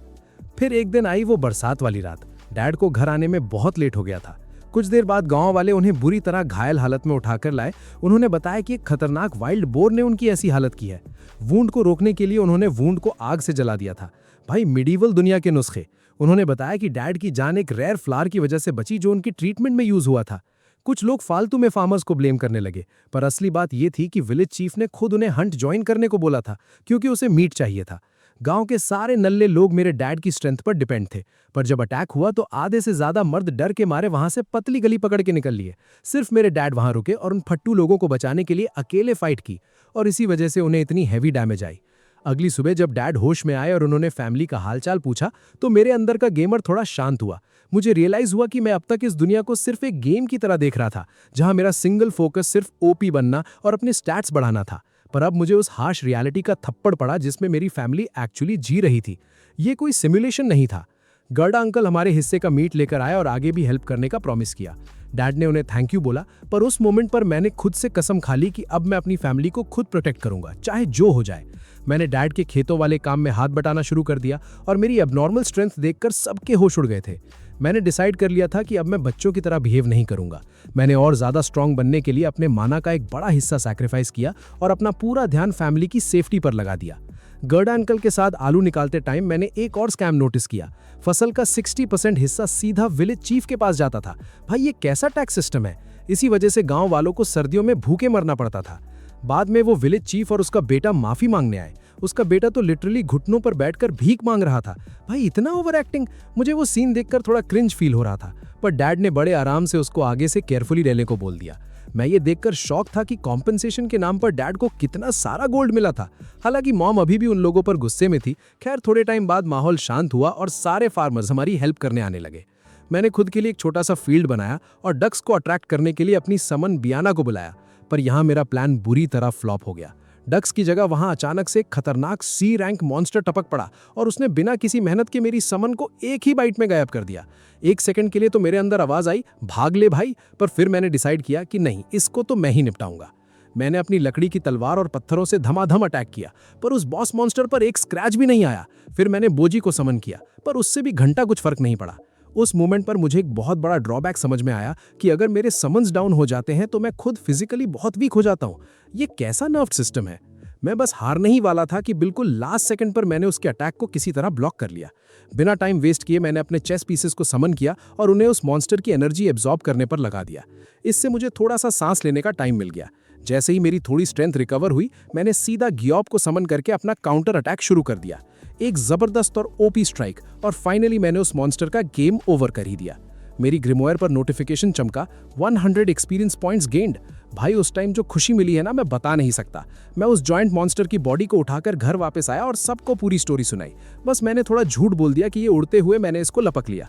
मैं सिस्टम वगैरह के बारे में बताकर पैनिक नहीं करना चाहता था। सब लोग इस मॉन्स्टर को देखकर सदमे में थे और बेचारा मैच डर के मारे रोने लगा।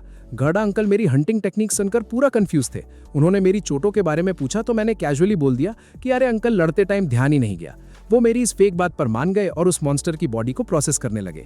तभी मैंने नोटिस किया कि गर्डा अंकल को भी एक फ्रेश चोट लगी थी। पता नहीं उन्होंने कहाँ पंगे लिए थे। मैंने उनके साथ उस मॉन्स्टर की बॉडी को काटने में हेल्प की। वहां मुझे समझ आया कि इतने बड़े मॉन्स्टर का मतलब ये नहीं होता कि उसमें सारा मीट खाने लायक होता है। और सबसे बड़ा रोना तो ये था कि इसका 60% मीट भी उस लाला टाइप विलेज चीफ के पास जाएगा। हद हो गई भाई, ये क्या लूट मचा रखी है। पर क्योंकि ये मॉन्स्टर मैंने अकेले अपने दम पर गिराया था, मेरी फैमिली ने नेगोशिएट करने का प्लान किया। हम सब चीफ के पास गए और उसको पूरी स्टोरी सुनाई। वो लालची आदमी मीट देखकर खुश तो बहुत हुआ, पर उसने अपना 60% हिस्सा छोड़ने से साफ मना कर दिया। गर्डा अंकल ने उसे फेदर्स और मैजिक स्टोन ऑफर किए ताकि वो मीट छोड़ दे, पर चीफ को और चाहिए था। तब मैंने सोचा बेटा ऐसे नहीं मानेगा। मैंने थोड़ी एक्टिंग शुरू की और एकदम थका हुआ और भूखा होने का नाटक किया। एकदम ऑस्कर लेवल परफॉर्मेंस। आखिरकार चीफ को थोड़ी शर्म आई और वो मान गया। मैंने डील लॉक करते हुए कहा कि मैं उसे फेदर्स और मैजिक स्टोन दूंगा और बदले में सारा मीट हमारा। वो लालची आदमी खुशी खुशी मान गया। इसके बाद मेरी हंटिंग फुल स्पीड में चालू रही। मैं बियाना को एज अ बेट यूज करता, चेस पीसेस से मॉन्स्टर की एनर्जी ड्रेन करवाता और फिर ग्योब और अपनी तलवार के मस्त कॉम्बो से टारगेट को निपटा देता। इस टेक्निक से मैंने आराम से 2 डक्स हंट कर ली। मैंने अपना शेड्यूल सेट कर लिया था कि हर 3 दिन में एक बार हंट करना है। और बेस्ट पार्ट पता है क्या था? इस बार मेरा एक भी समन डाउन नहीं हुआ। फिर अचानक सिस्टम ग्रिमोयर से नोटिफिकेशन आया, लेवल 2 रीच्ड। भाई ये पढ़कर मैं खुशी से पागल हो गया। भाई पूरे 6 साल की ग्राइंडिंग और पसीने के बाद फाइनली मेरा बेस लेवल अप हुआ था। मैं उड़ते हुए घर गया और फैमिली को अपना ये ग्रैंड अचीवमेंट बताया। डैड थोड़े सरप्राइज थे, पर उन्होंने एटीट्यूड मेंटेन करते हुए कुछ नहीं बोला। उसके बाद मैं करीना से स्वॉर्ड्समैनशिप की ट्रेनिंग करने गया। वहां मैं अपने विंटर प्लान्स के बारे में सोचने में खोया हुआ था, जबकि मेरी बॉडी मैकेनिकली अटैक्स को ब्लॉक और डॉज कर रही थी। मैंने अपना लेवल और बढ़ाने के लिए थोड़ा अग्रेसिवली अटैक करने का ट्राई किया, पर मेरा फोकस हट गया और बस इसी डिस्ट्रैक्शन का फायदा उठाकर करीना ने मुझे धराशाही कर दिया। ट्रेनिंग खत्म होने के बाद उसने बाय बोला और अपने घर चली गई। उस रात मैंने फाइनली डिसाइड कर लिया था कि अब वक्त आ गया है। मैं अपनी फैमिली के सामने अपना सबसे बड़ा सीक्रेट रिवील करने वाला था।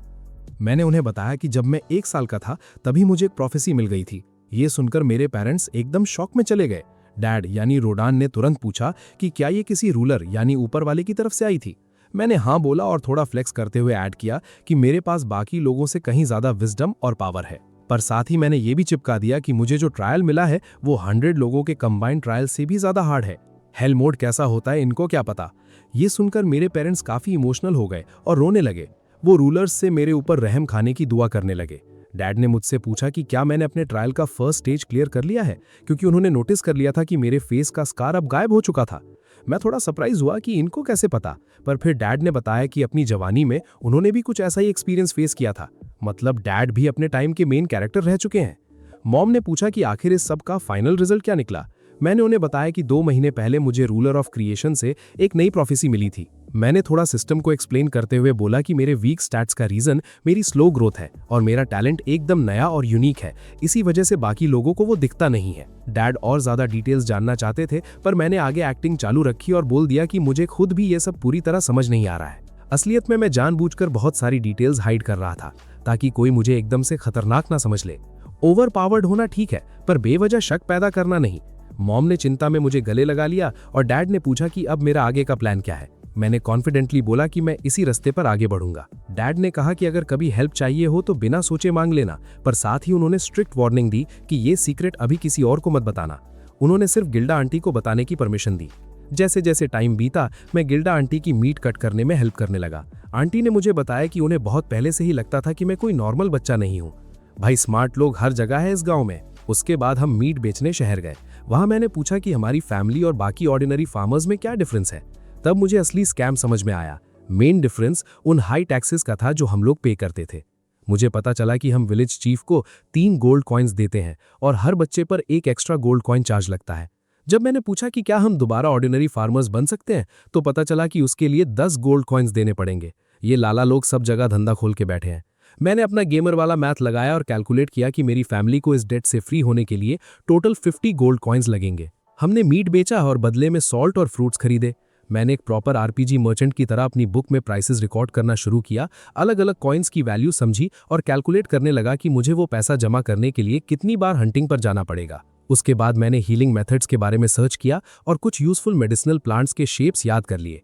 Herb gathering skill unlocked. मैंने उस रेयर फ्लावर के बारे में भी पूछा जिसने पिछली बार डैड की जान बचाई थी, पर वो इतना महंगा था कि मेरे बजट से बाहर था। तब मुझे याद आया कि गिल्डा आंटी ने एक बार किसी की जान बचाने के लिए उसे बहुत सस्ते में बेच दिया था। जब मुझे समझ आया कि आंटी ने मेरे डैड के लिए इतना बड़ा सैक्रिफाइस किया था तो मैं बहुत इमोशनल हो गया। ग्रैटिट्यूड शो करने के लिए मैंने मर्चेंट को थोड़ा एक्स्ट्रा मीट दे दिया। वहां से निकलते टाइम मेरी नज़र एक बहुत एक्सपेंसिव वेपन पर पड़ी। ठीक उसी मोमेंट पर एक फालतू सा लौंडा आकर मुझसे पंगे लेने लगा और अपनी धौंस जमाने की कोशिश करने लगा। स्टार्टिंग में तो मुझे इस छपरी में कोई इंटरेस्ट नहीं था, पर जब वो जबरदस्ती कन्फ्रंट करने लगा तो मुझे भी हाथ साफ करना पड़ा और ऑफ कोर्स मैंने उसको बिना किसी मेहनत के ईजिली धो डाला। घर वापस आकर मैंने देखा कि डैड अब काफी बढ़िया कंडीशन में थे और उनकी बैंडेजेस भी हट चुकी थी। मॉम यानी टेरेसा ने मुझे आगे से और केयरफुल रहने को बोला। फिर मैं उनके साथ बैठा और फाइनली मुझे थोड़ी शांति और स्टेबिलिटी फील हुई। अगले दिन मैं करीना के घर के पास डिगूरा के साथ ट्रेनिंग कर रहा था और इस बार मैं एक्चुअली करीना के अटैक्स को सक्सेसफुली डॉज कर पा रहा था। Progression baby. ट्रेनिंग के बाद सब अपने अपने घर निकल गए। शाम को जब हमारी दोनों फैमिलीज साथ बैठी थी, डैड और गर्डा अंकल वहां आए। उनकी शक्ल देखकर लग रहा था कि कोई बहुत बड़ी गड़बड़ हो गई है। उन्होंने बताया कि उस लालची लैंडलॉर्ड ने रिक्वायर्ड हंटिंग कोटा बढ़ाकर सीधा 15 वाइल्ड बोर्स कर दिया है। इसका सीधा सा मतलब ये था कि अब बेचारे फार्मर्स को भी जबरदस्ती हंटिंग में हिस्सा लेना पड़ेगा। मॉम ने इस रिडिकुलस डिसीजन को तुरंत ऑब्जेक्ट किया, पर डैड ने समझाया कि ये ऑर्डर सीधा लैंडलॉर्ड की तरफ से आया है और उसको डिफाई करना ऑप्शन ही नहीं है। गर्डा अंकल ने आगे एक्सप्लेन किया कि अगर हमने रिक्वायर्ड नंबर पूरा नहीं किया तो लैंडलॉर्ड इस एरिया में नए फार्मर्स ले आएगा, जिससे करंट गांव वालों को मिलने वाले रिसोर्सेज कम हो जाएंगे। और सबसे डरावनी बात, आने वाले साल में ये कोटा 20 बोर्स तक भी जा सकता था। यहाँ इकोनॉमी और टैक्सेस ही फाइनल बॉस बने हुए हैं। मुझे तुरंत रियलाइज हो गया कि इन ऑर्डर्स को फॉलो करने का मतलब ये नहीं था कि ये डिमांड्स खत्म हो जाएंगी, उल्टा इससे फ्यूचर में हम पर प्रेशर और बढ़ेगा। जब गर्डा अंकल ने फार्मर्स को हंटिंग में एकदम यूजलेस बोला तो मैं पार्टली उनसे एग्री करता था, पर मैंने पॉइंट आउट किया कि ये लोग किसी और तरीके से यूजफुल हो सकते हैं और मैंने इस प्रॉब्लम को खुद हैंडल करने की परमिशन मांगी। कुछ दिन बाद मैं फार्मर्स और सर्वेंट्स के साथ हंटिंग साइट पर पहुंच गया। मेरा रोल सिर्फ ऑब्जर्व करना और इंस्ट्रक्शंस देना था, जिससे मुझे थोड़ी चिढ़ हो रही थी क्योंकि मैं खुद मॉन्स्टर्स निपटाकर अपना लेवल और एक्सपी बढ़ाना चाहता था। मैंने बॉस की तरह आगे आकर सबको समझाया कि हमारा मेन गोल इन बिगिनर्स को प्रॉपरली ट्रेन करना है ताकि पिछली बार वाली गलतियां दोबारा रिपीट ना हो। वो लड़का जिसकी बेवकूफ़ी की वजह से डैड को चोट लगी थी, वो फिर से रोने लगा और माफी मांगने लगा, पर डैड ने उसे डांट कर बोला कि माफी मांगने की बजाय अपने काम पर फोकस कर। फिर हमारे ग्रुप ने फॉरेस्ट में एंट्री मारी। मैं अंदर ही अंदर बहुत एक्साइटेड था क्योंकि ये पहली बार था जब मैं गांव की बाउंड्री के बाहर आया था। नया मैप और नए बायोम्स अनलॉक हो गए थे। गर्डा अंकल ने वही घिसा पिटा अपना पुराना प्लान बताया, जो इस बात पर डिपेंड करता था कि बिगिनर्स को एज अ बेट यूज करो वाइल्ड बोर को ल्योर करने के लिए, और फिर एक्सपीरियंस्ड हंटर्स दोनों तरफ से उस पर अटैक करेंगे। ये पुराना मेटा सालों से चल रहा था, पर बिगिनर्स के लिए ये सीधा गेम ओवर वाला रिस्क था। तो मैंने उस प्लान में एक ओपी एडजस्टमेंट सजेस्ट किया।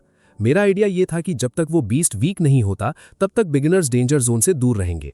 जैसे ही उसकी एचपी कम होगी वो आकर 1-2 लिमिटेड सेफ अटैक्स करेंगे ताकि उन्हें सीधा रिस्क में डाले बिना एक्सपी मिल सके।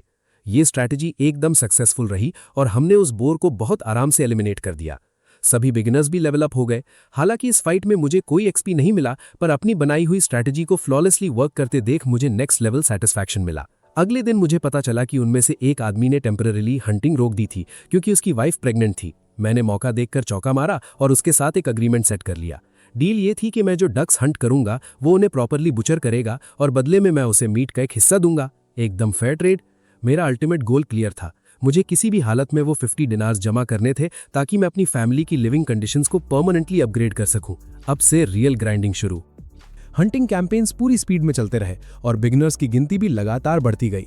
हर बार बिल्कुल सेम प्लान फॉलो होता रहा और सभी लोग आराम से अपना लेवल बढ़ाते गए। एक बार एलन ने बड़ा ही शातिर दिमाग लगाया। उसने जानबूझकर अपने एक समन को 20 से पिटने के लिए भेज दिया ताकि सिस्टम उसे बैटल का कंट्रीब्यूशन मान ले। ये डार्क ट्रिक काम कर गई और उसे लेवल 3 तक पहुंचने के लिए जरूरी एक्सपीरियंस पॉइंट्स मिल गए। हालांकि उसे अपनी इस चीटिंग वाली हरकत पर थोड़ी गिल्ट फील हुई। देखते ही देखते 3 महीने बीत गए और सभी फैमिलीज को नए साल के जश्न के लिए विलेज चीफ की हवेली बुलाया गया। करीना इस मौके पर बहुत खुश थी और पूरे गांव में जश्न का माहौल था। पार्टी के बीच गर्डा ने एलन के नए हंटिंग प्लान की तारीफ की और माना कि इससे काम बहुत आसान हो गया है और फ्यूचर के गोल्स भी आराम से अचीव हो जाएंगे। गेस्ट्स ने एलन के पास एक बहुत एक्सपेंसिव बॉटल देखी तो उसने बताया कि ये चीफ को आर्म रेसलिंग कॉन्टेस्ट में हराकर मिला हुआ गिफ्ट है। उसी वक्त एलन ने शर्त रखी कि अगर वो दोबारा जीता तो उसे डायरेक्ट हंटिंग में जाने दिया जाएगा। रोडान इस आइडिया से कन्विंस नहीं था, पर इवेंचुअली वो मान गया। एलन का पहला मैच गर्डा के साथ हुआ। अपने समन से मिले ओपी बफ के दम पर उसने गर्डा को हराकर सबको शॉक कर दिया। फिर वो रोडान से भिड़ा, थोड़ी देर टिका पर एंड में हार गया। फिर भी उसने पूरे कॉन्फिडेंस में डिक्लेयर किया कि एक दिन वो डैड से ज्यादा स्ट्रांग बनेगा। साल के एंड में एलन ने अपने समनिंग स्किल का लेवल अप किया और नए क्रीचर्स का ग्रुप अनलॉक कर लिया। उसे अपनी मैजिक बुक में स्टोरेज नाम का एक नया फीचर मिला। उसने तुरंत एक पत्थर को बुक के अंदर डालकर उसे टेस्ट किया और वो गायब हो गया। जब हाथ डाला तो उसे वो पत्थर एक मिस्टीरियस स्पेस के अंदर मिला। उसे रियलाइज हुआ कि उसके पास एक लिमिटलेस स्टोरेज स्पेस है जो भारी अमाउंट में आइटम्स होल्ड कर सकता है। ये एक बहुत ही इनक्रेडिबल एबिलिटी थी। इसे बात के लिए छोड़कर उसने फिलहाल नए समन पर फोकस करने का सोचा। नए क्रीचर को समन करने पर कुछ नहीं हुआ। रिसर्च के बाद पता चला कि ए रैंक मॉन्स्टर्स को मैजिक स्टोन्स चाहिए होते हैं। फॉर्चुनेटली उसके पास कुछ स्टोन्स बचे हुए थे। उसने दोबारा ट्राई किया पर फिर से फेल हो गया। फिर उसके खुराफाती दिमाग में अलग आइडिया आया। उसने स्टोन्स को सीधा स्टोरेज में डाल दिया और अचानक एक बहुत ही ब्यूटीफुल और जायंट बटरफ्लाई प्रकट हो गई। मॉम के देखने से पहले ही उसने क्विकली उसे वापस छुपा दिया। फिर खेतों में जाकर उसने एक सेबर टाइगर समन किया। कई ट्राइज और बहुत सारे स्टोन्स कंज्यूम करने के बाद वो दोनों क्रीचर्स को फ्यूज करने में सक्सेसफुल हो गया। उसे समझ आ गया कि फ्यूचर के फ्यूजन्स में बहुत भारी क्वांटिटी में स्टोन्स लगने वाले हैं। डिनर पर उसे पता चला कि गांव वालों ने सालों पहले मॉन्स्टर रैबिट्स की पेटी बना दी थी जो स्टोन्स का इंपॉर्टेंट सोर्स थे। ये सुनकर उसे स्टोन्स खत्म होने की टेंशन हो गई। अगले दिन उसे डिस्कवर हुआ कि लो क्वालिटी स्टोन्स की गांव वालों के लिए कोई वैल्यू नहीं थी और वो उन्हें जमीन पर ऐसे ही छोड़ देते थे। ये तो अंधों में काना राजा वाली बात हो गई। उसने उन्हें पागलों की तरह कलेक्ट किया और सारे नए समन्स अनलॉक कर लिए। टाइम के साथ उसे रियलाइज हुआ कि वो अपनी बड़ी समन आर्मी से बैटल्स कंट्रोल कर सकता है, जो उसे ओवर पावर्ड बनने के ड्रीम के करीब ले गया। बाद में नोबल की हवेली विजिट करने पर उन्हें बताया गया कि मेयर हर महीने गांव विजिट करेगा और उन्हें हंटिंग के लिए पूरे 20 वाइल्ड बोर्स रेडी रखने होंगे। एलन को मेयर का गाइड और अटेंडेंट बनने को कहा गया क्योंकि वो सबसे बेस्ट सूटेड था। रीजन समझकर एलन ने एक्सेप्ट कर लिया। उसे हंटिंग से पहले वाले डिनर बैंक्वेट की हॉस्पिटैलिटी ड्यूटी दी गई थी। वो समझ गया कि ये लोग बस मेयर का अप्रूवल पाना चाहते हैं। उसने डिसाइड किया कि वो किसी को अपना फायदा नहीं उठाने देगा, पर कॉमनर स्टेटस के लालच में उसने ये जॉब एक्सेप्ट कर ली। मेयर के गांव आने पर रेजिडेंट्स के बीच भयंकर टेंशन फैल गई। मेयर ने सबको एफर्ट्स के लिए थैंक यू बोला, फिर हाई हंटिंग कोटा थोपने के लिए माफी मांगकर सबको सरप्राइज कर दिया। उसने एक्सप्लेन किया कि ये डिसीजन सीधा किंग के ऑर्डर से आया है। डिनर के टाइम मेयर ने एलन का बनाया खाना टेस्ट किया और उसके बारे में पूछा। परमिशन मिलने के बाद एलन ने एक्सप्लेन किया कि उसने फ्रेश मीट और सही मसालों का इस्तेमाल किया है। मेयर ने पूछा कि क्या वो हाउस ओनर का बेटा है। एलन ने बताया कि वो एक सिंपल फार्मिंग फैमिली से बिलोंग करता है। मेयर की बेटी को यह सुनकर बहुत गंदा लगा, लेकिन उसके डैड ने तुरंत उसे डांट लगा दी। इसके बाद मेयर ने एलन से पूछा कि क्या वो हंटिंग डे के लिए रेडी है। एलन ने फुल कॉन्फिडेंस के साथ जवाब दिया। वहां मौजूद लोगों ने बताया कि अगर वो 20 बोर्ड्स का शिकार नहीं कर पाए तो नाइट्स आकर काम पूरा करेंगे, पर एलन ने सबको शॉक करते हुए कहा कि उनके लिए 20 का नंबर बहुत छोटा है और वो बिना प्रॉब्लम के सक्सेसफुल होंगे। कैंप निकलने से पहले मेयर ने रिक्वेस्ट की कि ट्रिप के दौरान उसके बेटे का ध्यान रखा जाए, जिस पर सब राजी हो गए। कैंप में एलन ने हंटिंग प्लान को डिटेल में एक्सप्लेन किया, फिर वो वॉच टावर पर चढ़ गए। थोड़े टाइम बाद हंटर्स अपनी पोजीशन पर पहुंच गए। रोडान ने एक्सप्लेन किया कि उनकी स्ट्रैटेजी स्पीड और लाइट इक्विपमेंट पर डिपेंड करती है, ताकि बोर्स को पहले से तैयार एरिया में फंसाया जा सके। मेयर ये सब देखकर इतना ज्यादा इंप्रेस हो गया कि उसने एलन की स्टडी में हेल्प के लिए पर्सनल ट्यूटर भेजने का प्रॉमिस किया। एलन को इस धांसू ऑफर की वैल्यू पता थी, लेकिन वो जानता था कि उसके करंट हालात में इसका फायदा उठाना मुश्किल है। अचानक एक आदमी जायंट वाइल्ड बोर से बचकर भागता हुआ आगे आया। ग्रुप ने खुद को प्रोटेक्ट करने के लिए शील्ड्स ऊपर कर ली। फिर उन्होंने उस मॉन्स्टर पर स्पीयर्स की बारिश कर दी। इसके बाद रोडान ने शानदार एंट्री मारकर उस मॉन्स्टर की पेटी बना दी। मेयर हंटर्स का परफेक्ट कोऑर्डिनेशन देखकर अमेज्ड हो गया। उसे रियलाइज हुआ कि असली स्ट्रेंथ टीम वर्क में है। थोड़ी देर में एक और बीस्ट आया। किसी ने गार्ड्स को बुलाने को कहा, पर एलन ने वेट करने को कहा। उसने एक्सप्लेन किया कि हंटर्स को ऐसी सिचुएशन से डील करने की आदत है और उन्हें घबराने की बिल्कुल भी जरूरत नहीं है। उसे पक्का भरोसा था कि बीस्ट्स को जिंदा छोड़ने का मतलब गांव के लिए बड़ा नुकसान उठाना होगा। उसे याद था कि पुराने समय में वे खराब इक्विपमेंट्स की वजह से सभी बीस्ट्स का काम तमाम नहीं कर पाते थे। तब उनकी ज्यादातर कमाई तो टैक्सेस में चली जाती थी और जो थोड़ा बहुत बचता था उसी से मुश्किल से जरूरत का सामान आ पाता था। लेकिन अब हालात धीरे धीरे सुधर रहे थे। जब वहां मौजूद किसी शख्स ने बताया कि अभी भी 17 और बोर्स का शिकार करना बाकी है, तो एलन ने उसे करेक्ट किया। उसने बताया कि बाकी बचे हुए शिकार की संख्या 10 से ज्यादा नहीं है और अगले महीने की शुरुआत से पहले ही ये काम पूरा कर लिया जाएगा। मेयर इस बात से काफी इंप्रेस हुआ और उसने साफ कर दिया कि अब नाइट्स की दखल अंदाजी की कोई आवश्यकता नहीं है। एलन ये जानकर काफी खुश था, खासकर अपने पिता के लिए। इसके बाद एलन ने मेयर के सामने 2 डिमांड्स रखी। पहली रिक्वेस्ट थी कि हंटिंग में मदद के लिए गांव में रक्षात्मक दीवारें बनाई जाएं। दूसरी डिमांड थी कि गांव में ऐसी दुर्लभ चीजें मंगवाई जाएं जो वहां आसानी से नहीं मिलती, जैसे कि स्पेशल ड्रिंक्स या अन्य उत्पाद। इससे निवासी मीट के बदले उन्हें हासिल कर पाएंगे और चीजों की वैल्यू भी मेंटेन रहेगी, साथ ही हंटर्स का मोराल भी काफी बढ़ जाएगा। मेयर को दोनों ही सुझाव काफी तर्कसंगत लगे और उसने उन्हें पूरा करने का वादा किया। फिर उसने सबकी मेहनत की तारीफ की और घोषणा की कि उनकी उपलब्धियों के इनाम के तौर पर उन सबको कॉमनर का स्टेटस दिया जाएगा। एलन के मन में खुशी की लहर दौड़ गई, क्योंकि इस स्टेटस के मिलते ही वो गांव की सीमाओं से बाहर जाकर आज़ादी से शिकार कर पाएगा। उसने भविष्य के लिए व्हाइट ड्रैगन माउंटेन्स पर जाने का प्लान भी अभी से ही बनाना शुरू कर दिया था। मेयर ने यह भी अनाउंस किया कि जिस किसी ने भी 10 साल से ज़्यादा हंटिंग में हिस्सा लिया है, उन सबको यही स्टेटस मिलेगा, और उसने उन सबके नामों की लिस्ट तैयार करने को कहा। उसके बाद मेयर वहां से जाने की तैयारी करने लगा और बताया कि राजा इस गांव को पूरे किंगडम के लिए एक रोल मॉडल बनाना चाहता है। निकलने से पहले उसने पूछा कि गांव में बोर हंटिंग की ये शुरुआत आखिर हुई कैसे थी। रोडान ने उसे 13 साल पुरानी बात बताई, जब लगभग 100 लोग यहाँ की खेती की जमीन वापस हासिल करने आए थे। काफी कठिन मेहनत के बाद वहां एक विशाल वाइल्ड बोर प्रकट हुआ, जिसने सारी फसल बर्बाद कर दी। इससे सबका जीवन जीने का हौसला टूट गया। उसी वक्त रोडान ने सुझाव दिया कि जीवित रहने के लिए उन्हें बोर्स का शिकार शुरू करना होगा। अनुभव और सही हथियारों की कमी के बावजूद उन्होंने साधारण औजारों का उपयोग करके पहली बार शिकार किया था। मेयर इस कहानी से काफी भावुक हो गया और उसने कहा कि गांव वालों को खुद पर गर्व होना चाहिए, क्योंकि उन्होंने मिलकर वो काम कर दिया जो असंभव लग रहा था। हालांकि उसने याद दिलाया कि उस दौरान उन्होंने अपने एक साथी को खो दिया था। शिकार करने के बाद उन्होंने शासक का ट्रायल तो पास कर लिया और सबकी चोटें भी ठीक हो गई, लेकिन उनका साथी इतना खुशकिस्मत नहीं रहा। रोडान ने अपने बेटे को कई बार समझाया कि जो हुआ उसके लिए खुद को दोष ना दे, लेकिन वो कभी भी उस दुख से बाहर नहीं आ पाया। उस वक्त एलन को समझ आया कि आम लोगों की सुरक्षा के लिए उसके पिता के मन में हमेशा इतनी चिंता क्यों रहती है। उन्होंने पहले भी इस तरह अपने दोस्तों को खोया था। मेयर उन दर्दनाक यादों को ताज़ा नहीं करना चाहता था, लेकिन वो चाहता था कि रोडान एक महत्वपूर्ण सच्चाई समझे। उनके सबसे कठिन दौर में लिए गए सही फैसलों और साहस के बिना ये गांव कभी समृद्ध नहीं हो पाता। अंत में मेयर ने सबको नई रिवॉर्ड्स देने की घोषणा की। उसी वक्त रोडान ने पूछा कि क्या उसका बेटा मेयर के घर में काम कर सकता है। मेयर ने अपने नौकर से किसी खाली पद के बारे में पूछा और पॉजिटिव जवाब मिलते ही उसने तुरंत रिक्वेस्ट को मंजूरी दे दी। हालांकि एलन वहां काम नहीं करना चाहता था, क्योंकि उसे अपने भाई बहनों की देखरेख करनी थी और उसे अपनी मौजूदा स्थितियों से बाहर निकलने का रास्ता भी खोजना था। लेकिन जब उसने देखा कि उसके पिता कितने खुश हैं, तो उसने अपने विचार मन में ही दबा लिए। घर पहुंचने पर सबने एक दूसरे को विदाई दी। फिर एलन ने अपनी दोस्त के साथ एक आखिरी ट्रेनिंग मैच लड़ने का फैसला किया और इस बार वो उसे हराने में कामयाब रहा। उसने उसे बताया कि भविष्य में भी वे अक्सर मिलते रहेंगे। पिता ने उसे ईमानदारी और कड़ी मेहनत से काम करने की सलाह दी और बताया कि ये उसके जीवन का पहला बड़ा अवसर है और उन्हें उससे बहुत उम्मीदें हैं। इसके बाद एलन सीएल को उठाए हुए था ताकि वो पेड़ से फल तोड़ सके। चूंकि वो बार बार फल तक पहुंचने की कोशिश में थक चुकी थी, इसलिए उसने सुझाव दिया कि वो उसके कंधों पर खड़ी हो जाए। सीएल मान गई, लेकिन उसने चेतावनी दी कि अगर उसका संतुलन बिगड़ा तो वो सीधे एलन पर गिरेगी। इस तरह उन्होंने फल तो इकट्ठा कर लिए, लेकिन पता चला कि उसे वे बिल्कुल पसंद नहीं आए, क्योंकि वो बहुत ज्यादा खट्टे थे। खैर, सीएल ने एलन को बाजार भेज दिया ताकि वो स्वाद बैलेंस करने के लिए कोई और फल ले आए। जैसे ही वो निकलने वाला था, एक विशाल परछाई ने वहां अंधेरा कर दिया। एलन ने सिर उठाकर देखा तो उसे घर के ऊपर एक उड़ता हुआ जहाज दिखाई दिया। वो मैजिक स्टोन से चलने वाली मशीनों जैसा दिखता था और उसके विशाल आकार को देखकर एलन काफी प्रभावित हुआ। अगले दिन एलन एक प्लांट से आ रही अजीब सी ऊर्जा महसूस कर उसे जगा।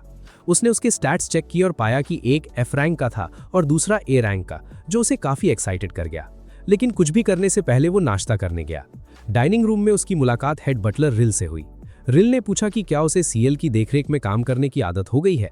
एलन ने जवाब दिया कि उसने खुद को ढाल लिया है, जिस पर रिल ने सहानुभूति के साथ मुस्कुराते हुए कहा कि नौकर के जीवन की यही प्रकृति है और अगर वो एक उच्च श्रेणी का नौकर होता तो उसे इतने सारे काम नहीं करने पड़ते। एलन ने तब उनसे दोनों के बीच का अंतर पूछा। रिल ने एक्सप्लेन किया कि उच्च श्रेणी के नौकरों में हाउसकीपर, हेड शेफ और व्यक्तिगत मेड शामिल थे, जबकि निचले स्तर के नौकरों में ड्राइवर, साधारण रसोइया, गार्डनर और व्यक्तिगत अटेंडेंट आते थे। ये सभी मास्टर के घर का हिस्सा माने जाते थे। हालांकि अस्थायी रूप से या जरूरत पड़ने पर काम करने वालों को घर का सदस्य के रूप में नहीं माना जाता था। उस पल एलन को समझ आया कि उसके पिता खुशी से क्यों रो पड़े थे। उसकी मेहनत रंग लाई थी। मेयर ने हमें अपनी हाउस होल्ड का ऑफिशियल हिस्सा बना लिया था। मैंने ये भी नोटिस किया कि मेयर की फैमिली अपने स्टेटस के हिसाब से कितना कम खाना खाती थी। जब मेयर की पत्नी ने देखा कि मैं कितनी जल्दी अपनी ड्यूटीज सीख रहा हूं, तो मैंने मक्खन लगाते हुए कह दिया कि ये सब सीनियर सर्वेंट्स की कृपा है। उन्होंने मेरे मैनर्स की इतनी तारीफ की कि मेयर ने भी हाँ में सिर हिलाया, जबकि उन्हें अच्छे से पता था कि मेरे पास कोई स्पेशल टैलेंट नहीं है। तभी सेसिल हंसी और चौड़ में आकर बोली कि वो एक मेज है। मुझे तुरंत समझ आ गया कि ये एक बेहतरीन 2 स्टार टैलेंट है। फिर सीएल ने बड़े गर्व से अनाउंस किया कि उसका बड़ा भाई मीजे एक स्वॉर्ड्समैन है, पर उसके पिताजी ने उसे तुरंत डांट दिया क्योंकि वो कुछ ज्यादा ही हवा में उड़ रही थी। बचपन की ये ओवर कॉन्फिडेंट फ्लेक्सिंग भी अलग ही क्रिंज होती है। इन सब के बीच बेचारा थॉमस फैमिली का अकेला बच्चा था जिसके पास कोई टैलेंट नहीं था। मेयर ने उसे मोटिवेट किया कि वो रॉयल कैपिटल की नोबल एकेडमी में पढ़ाई करेगा। थॉमस के सपने तो मीज़े की तरह अकेडमी सिटी में पढ़ने के थे, जहां सिर्फ टैलेंटेड लोगों को एडमिशन मिलता है। तब मेयर ने एक बड़ा खुलासा किया। उन्होंने बताया कि उनके पास खुद कोई टैलेंट नहीं था, इसीलिए वो नोबल अकेडमी गए थे और वहीं उनकी मुलाकात थॉमस की माँ से हुई थी। अपनी फ्री टाइम में मैं शहर घूमने निकला और देखा कि ये जगह मेरे छोटे से गांव से कितनी अलग है। वहां मुझे एडवेंचरस गिल्ड दिखी। मैं सीधा अंदर घुसा और ज्वाइन करने का पूछा, पर उन्होंने टिपिकल एनपीसी वाला डायलॉग चिपका दिया कि मिनिमम एज 12 इयर्स है और मैं अभी सिर्फ 8 इयर्स का हूं। पर मैं कहां हार मानने वाला था। मैंने गिल्ड से मॉन्स्टर्स की क्लासिफिकेशन और रिवॉर्ड्स की इन्फो निकालना शुरू किया। तभी एक एडवेंचरर ने आकर मुझे वार्निंग दी कि ये जगह बच्चों के खेलने की नहीं है। मैंने माफ़ी मांगी और निकलने ही वाला था, पर जाने से पहले मैंने एक सवाल दाग दिया कि कुछ बाउंटी लोकेशन स्पेसिफिक क्यों नहीं होती। उसने एक्सप्लेन किया कि वो मॉन्स्टर्स कहीं भी स्पॉन हो सकते हैं और फिर मुझे घर जाने को कहा। पर मैंने जाते जाते फिर पूछा कि मॉन्स्टर रैंक्स कैसे डिसाइड होती हैं। उसने बताया कि शहर से जितना दूर जाओगे डेंजर लेवल उतना बढ़ेगा और सबसे high ranked monsters white dragon mountains के पास मिलते हैं। मैं अंदर ही अंदर मुस्कुराया क्योंकि वो मेरे हर सवाल का जवाब दे रहा था। फिर मैंने पेंडिंग रिक्वेस्ट्स की तरफ इशारा करके पूछा कि इन्हें किसी ने एक्सेप्ट क्यों नहीं किया। एडवेंचरर ने समझाया कि वो मॉन्स्टर्स बहुत स्ट्रांग होते हैं और उन्हें हैंडल करना प्रोफेशनल नाइट्स का काम है। उन्हीं के बीच मैंने एक रिक्वेस्ट देखी जो व्हाइट ड्रैगन की शिकार की थी। जब मैंने उसके बारे में पूछा तो उसने मुझे तुरंत वहां से दफा होने को कहा, पर मैंने एक आखिरी सवाल और पूछ लिया। बेचारे ने थककर बताया कि ड्रैगन की पावर की वजह से वो मिशन बहुत मुश्किल था। व्हाइट ड्रैगन माउंटेन्स में एक बहुत ही वैल्यूएबल मिनरल का मैसिव डिपॉजिट भी था। बहुत से लोग उसे निकालने में फेल हो गए थे, इसीलिए सालों से उसका रिवॉर्ड बढ़ता जा रहा था। ये सुनते ही मेरा सिस्टम चालू हो गया और मैंने उस मिनरल की वैल्यू कैलकुलेट की। मेरा एस्टिमेट था कि उसकी कीमत 1000 गोल्ड कॉइन से भी ज्यादा थी। तभी उस एडवेंचरर की बाकी पार्टी वहां आ गई ताकि मैं उसका और दिमाग ना खाऊं। मैं उन्हें बाय बोलकर निकल गया अपने नए गोल के लिए एकदम हाइप्ड। अपनी एक छुट्टी वाले दिन मैं सिटी गेट की तरफ भागा। गार्ड ने मेरा ट्रैवल परमिट मांगा। परमिट देखकर वो चौंक गया और मुझे ग्रांडविल हाउस होल्ड का जानकर तुरंत माफी मांगने लगा। वीआईपी पास का यही तो फायदा है। गेट खुलते ही मैं सीधा जंगल की तरफ निकल गया। अपनी इन्फो के बेसिस पर मैंने अपना प्लान एग्जीक्यूट करना शुरू किया। मैंने मॉन्स्टर्स ढूंढने के लिए अपनी एबिलिटी से कुछ छोटे क्रीचर्स समन किए और एक टेस्टिंग के लिए अलग से समन किया। थोड़ी देर में वो वापस आए और बताया कि टारगेट मिल गया है। मैं उनके पीछे भागा, पर कुछ मिनट बाद मुझे टेंशन होने लगी। फिर मुझे अपनी बेवकूफ़ी का एहसास हुआ। मैंने उन्हें सर्च डिस्टेंस तो बताया ही नहीं था। आगे से इस फीचर का ध्यान रखना पड़ेगा। कुछ देर बाद मुझे गॉब्लिन्स का एक ग्रुप मिल गया। मैंने जल्दी से प्लान बनाया, क्रीचर्स समन किए और एम्बुश सेट कर दिया। मेरे क्रीचर्स ने अपने क्लॉज से अटैक करके कुछ गॉब्लिन्स को निपटा दिया, पर उतना काफी नहीं था। तो मैंने एक और क्रीचर समन किया जिसके पास गॉब्लिन्स को सुलाने की एबिलिटी थी। उनकी गहरी नींद में जाते ही मैं उन पर तब तक पत्थर बरसाता रहा जब तक सबका सफाया नहीं हो गया। मैंने उनकी मैजिक स्टोन्स कलेक्ट की और क्रीचर्स को और शिकार ढूंढने भेज दिया। ये ग्राइंडिंग रात तक चलती रही।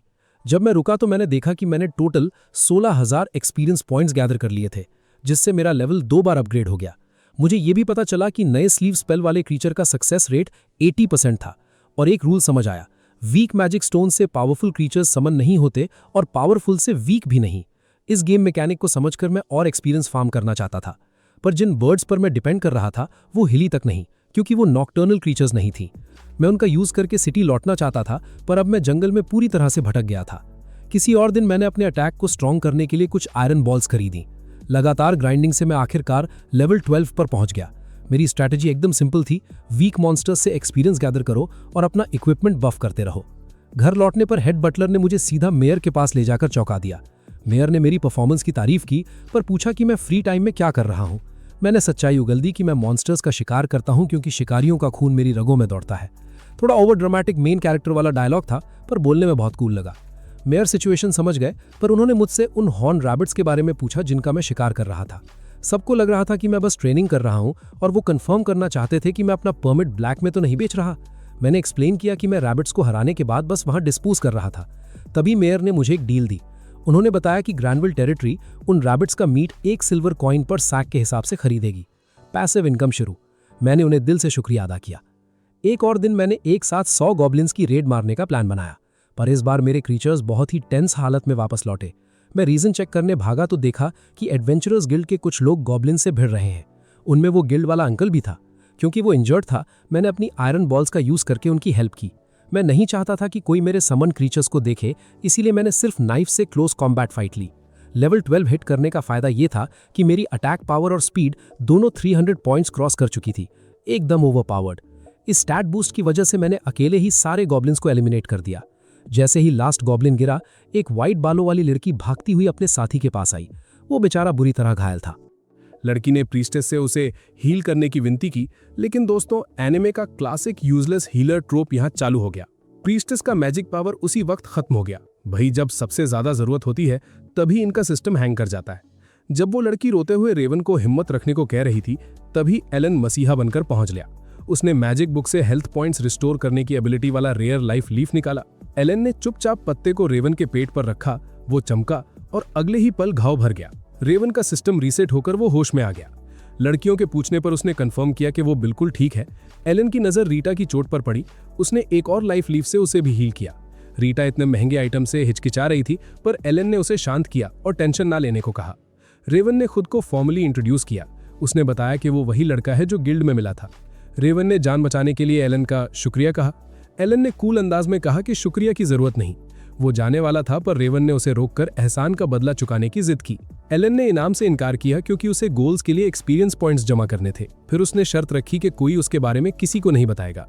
सबने राज छुपाने की कसम खाई। उन्होंने कहा कि अगर एलन को फ्यूचर में किसी चीज की जरूरत पड़े तो वो मांग सकता है। सुनते ही एलन ने तुरंत 100 हाई ग्रेड मैजिक स्टोन्स की डिमांड कर डाली। रेवन थोड़ा कंफ्यूज हुआ, पर हामी भर दी। उसने 1 हफ्ते में स्टोन्स तैयार रखने का वादा किया। सबने अलविदा कहा। लौटते वक्त एलन हीलिंग प्रोसेस के बारे में सोच रहा था। उसने याद किया कि जो फूल उसने पिताजी के लिए यूज किया था, उसने रिकवरी में 1 महीना लगा दिया था। दूसरी तरफ लाइफ लीफ ने रेवन को तुरंत ठीक कर दिया। इससे एलन ने डिडक्शन निकाली कि फूल हेल्थ पॉइंट्स का परसेंटेज हील करता है, जबकि लाइफ लीफ सीधा फिक्स्ड अमाउंट रिस्टोर करता है। पेड़ पर बैठकर एक्सपीरियंस पॉइंट्स का रिव्यू करते हुए उसे हॉकिंस वाला इंसिडेंट याद आया। उसने बिना टाइम वेस्ट किए हॉकिंस को समन किया और पूछा कि ऑर्डर्स इग्नोर करके उसे ज्यादा दूर क्यों ले गया था। हॉकिंस ने नजरें झुकाकर गलती मानी। नए मैकेनिक का पता चलने पर एलन चौंक गया। उसे समझ आया कि समन किए गए क्रीचर्स कभी-कभी अपने इमोशंस को ऑर्डर्स से ऊपर रख सकते हैं। इस लॉजिक ने एलन को सोचने पर मजबूर किया कि एल्मिया के क्रीचर्स कितने स्पेशल थे। हॉकिंस के चेहरे पर उदासी देखकर उसने समझाया कि उसका इरादा उसे डांटने का नहीं था। एलन ने फ्यूचर में ऑर्डर्स क्लियर रखने का वादा किया। उसी रात हवेली के अंदर एक अजीब और क्रिंज कॉमेडी सीन दिखा। अंधेरे में एलन ने छोटी सीएल को उठाया था जो जैम का डिब्बा चुरा रही थी। एलन ने धीमी आवाज में पूछा कि वो ऐसा क्यों कर रही है। सीएल ने बताया कि वो बड़े भाई मीजे के वेलकम के लिए कुकीज बनाना चाहती है। एलन को बात समझ नहीं आई, पर डिस्ट्रैक्शन में उसका बैलेंस बिगड़ गया। दोनों जोर की आवाज के साथ जमीन पर गिरे। घर वालों ने वो आवाज सुन ली। यहाँ एनिमे का घिसा पिटा प्लॉट आर्मर यूज हुआ। पकड़े जाने के डर से दोनों बिल्लियों की तरह म्याऊ म्याऊ करने लगे ताकि शक न हो। ये निंजा टेक्निक रियल लाइफ में काम नहीं करती। ठीक उसी वक्त मेयर की फैमिली डिनर कर रही थी। टेबल पर सर्व किए गए मीट का स्वाद लाजवाब था कि सब चौंक गए। मेयर ने हैरानी से पूछा कि ये कैसा मीट है, तो सेसिल ने बताया कि ये उन्हीं जंगली खरगोशों का मीट है जिनका शिकार एलन ने किया था। मेयर ने प्राउडली कहा कि महान शिकारी रॉडेन के बेटे से यही उम्मीद थी। इसके बाद मेयर ने एलन को बताया कि गांव वालों ने सक्सेसफुली 20 जंगली सुअरों का शिकार करके किंगडम की डिमांड्स पूरी कर दी हैं। एलन बहुत खुश हुआ ये जानकर कि उसके पिताजी अभी भी शिकार कर रहे हैं, पर थॉमस काफी उदास दिखा और पूछने लगा कि इसका मतलब वे लोग अब सुअर का स्वादिष्ट मीट कभी नहीं खा पाएंगे। तभी एलन को सच पता चला कि गांव में शिकार किए गए सारे सुअर सीधे रॉयल कैपिटल भेजे जाते थे और एक भी मेयर की हवेली तक कभी नहीं आता था। एलन सोचने लगा कि आखिर रॉयल कैपिटल को इतने भारी अमाउंट में मीट की क्या जरूरत है। मेयर ने एक्सप्लेन किया कि राजा ने जंगली सुअरों के शिकार बढ़ाने का ऑर्डर दिया था और फिर भी उनके हिस्से का एक भी टुकड़ा हवेली नहीं पहुंचा। तभी मेयर की पत्नी ग्रैंडवेल ने पूछा कि अगर वे लोग अभी कोई पार्टी रखना चाहें तो सुअर का मीट कहां से अरेंज करेंगे। मेयर ने शांति से जवाब दिया कि उन्हें हर मौके पर सुअर का मीट परोसने की खास जरूरत नहीं है और वे किसी और खाने पर डिपेंड रह सकते हैं। इसके बाद थॉमस ने एलन से उम्मीद के साथ पूछा कि क्या वो अगली बार सफेद हिलन का शिकार कर सकता है, पर सेसिल ने तुरंत उसे बीच में टोक दिया। उसने पूरे एटीट्यूड में कहा कि एलन से जुड़ी कोई भी रिक्वेस्ट पहले सीधे उसके पास से गुजरेगी। एलन उसके इस ओवर कॉन्फिडेंट बिहेवियर से हैरान हुआ और सोचने लगा कि क्या ये लड़की खुद को उसका मैनेजर समझती बैठी है।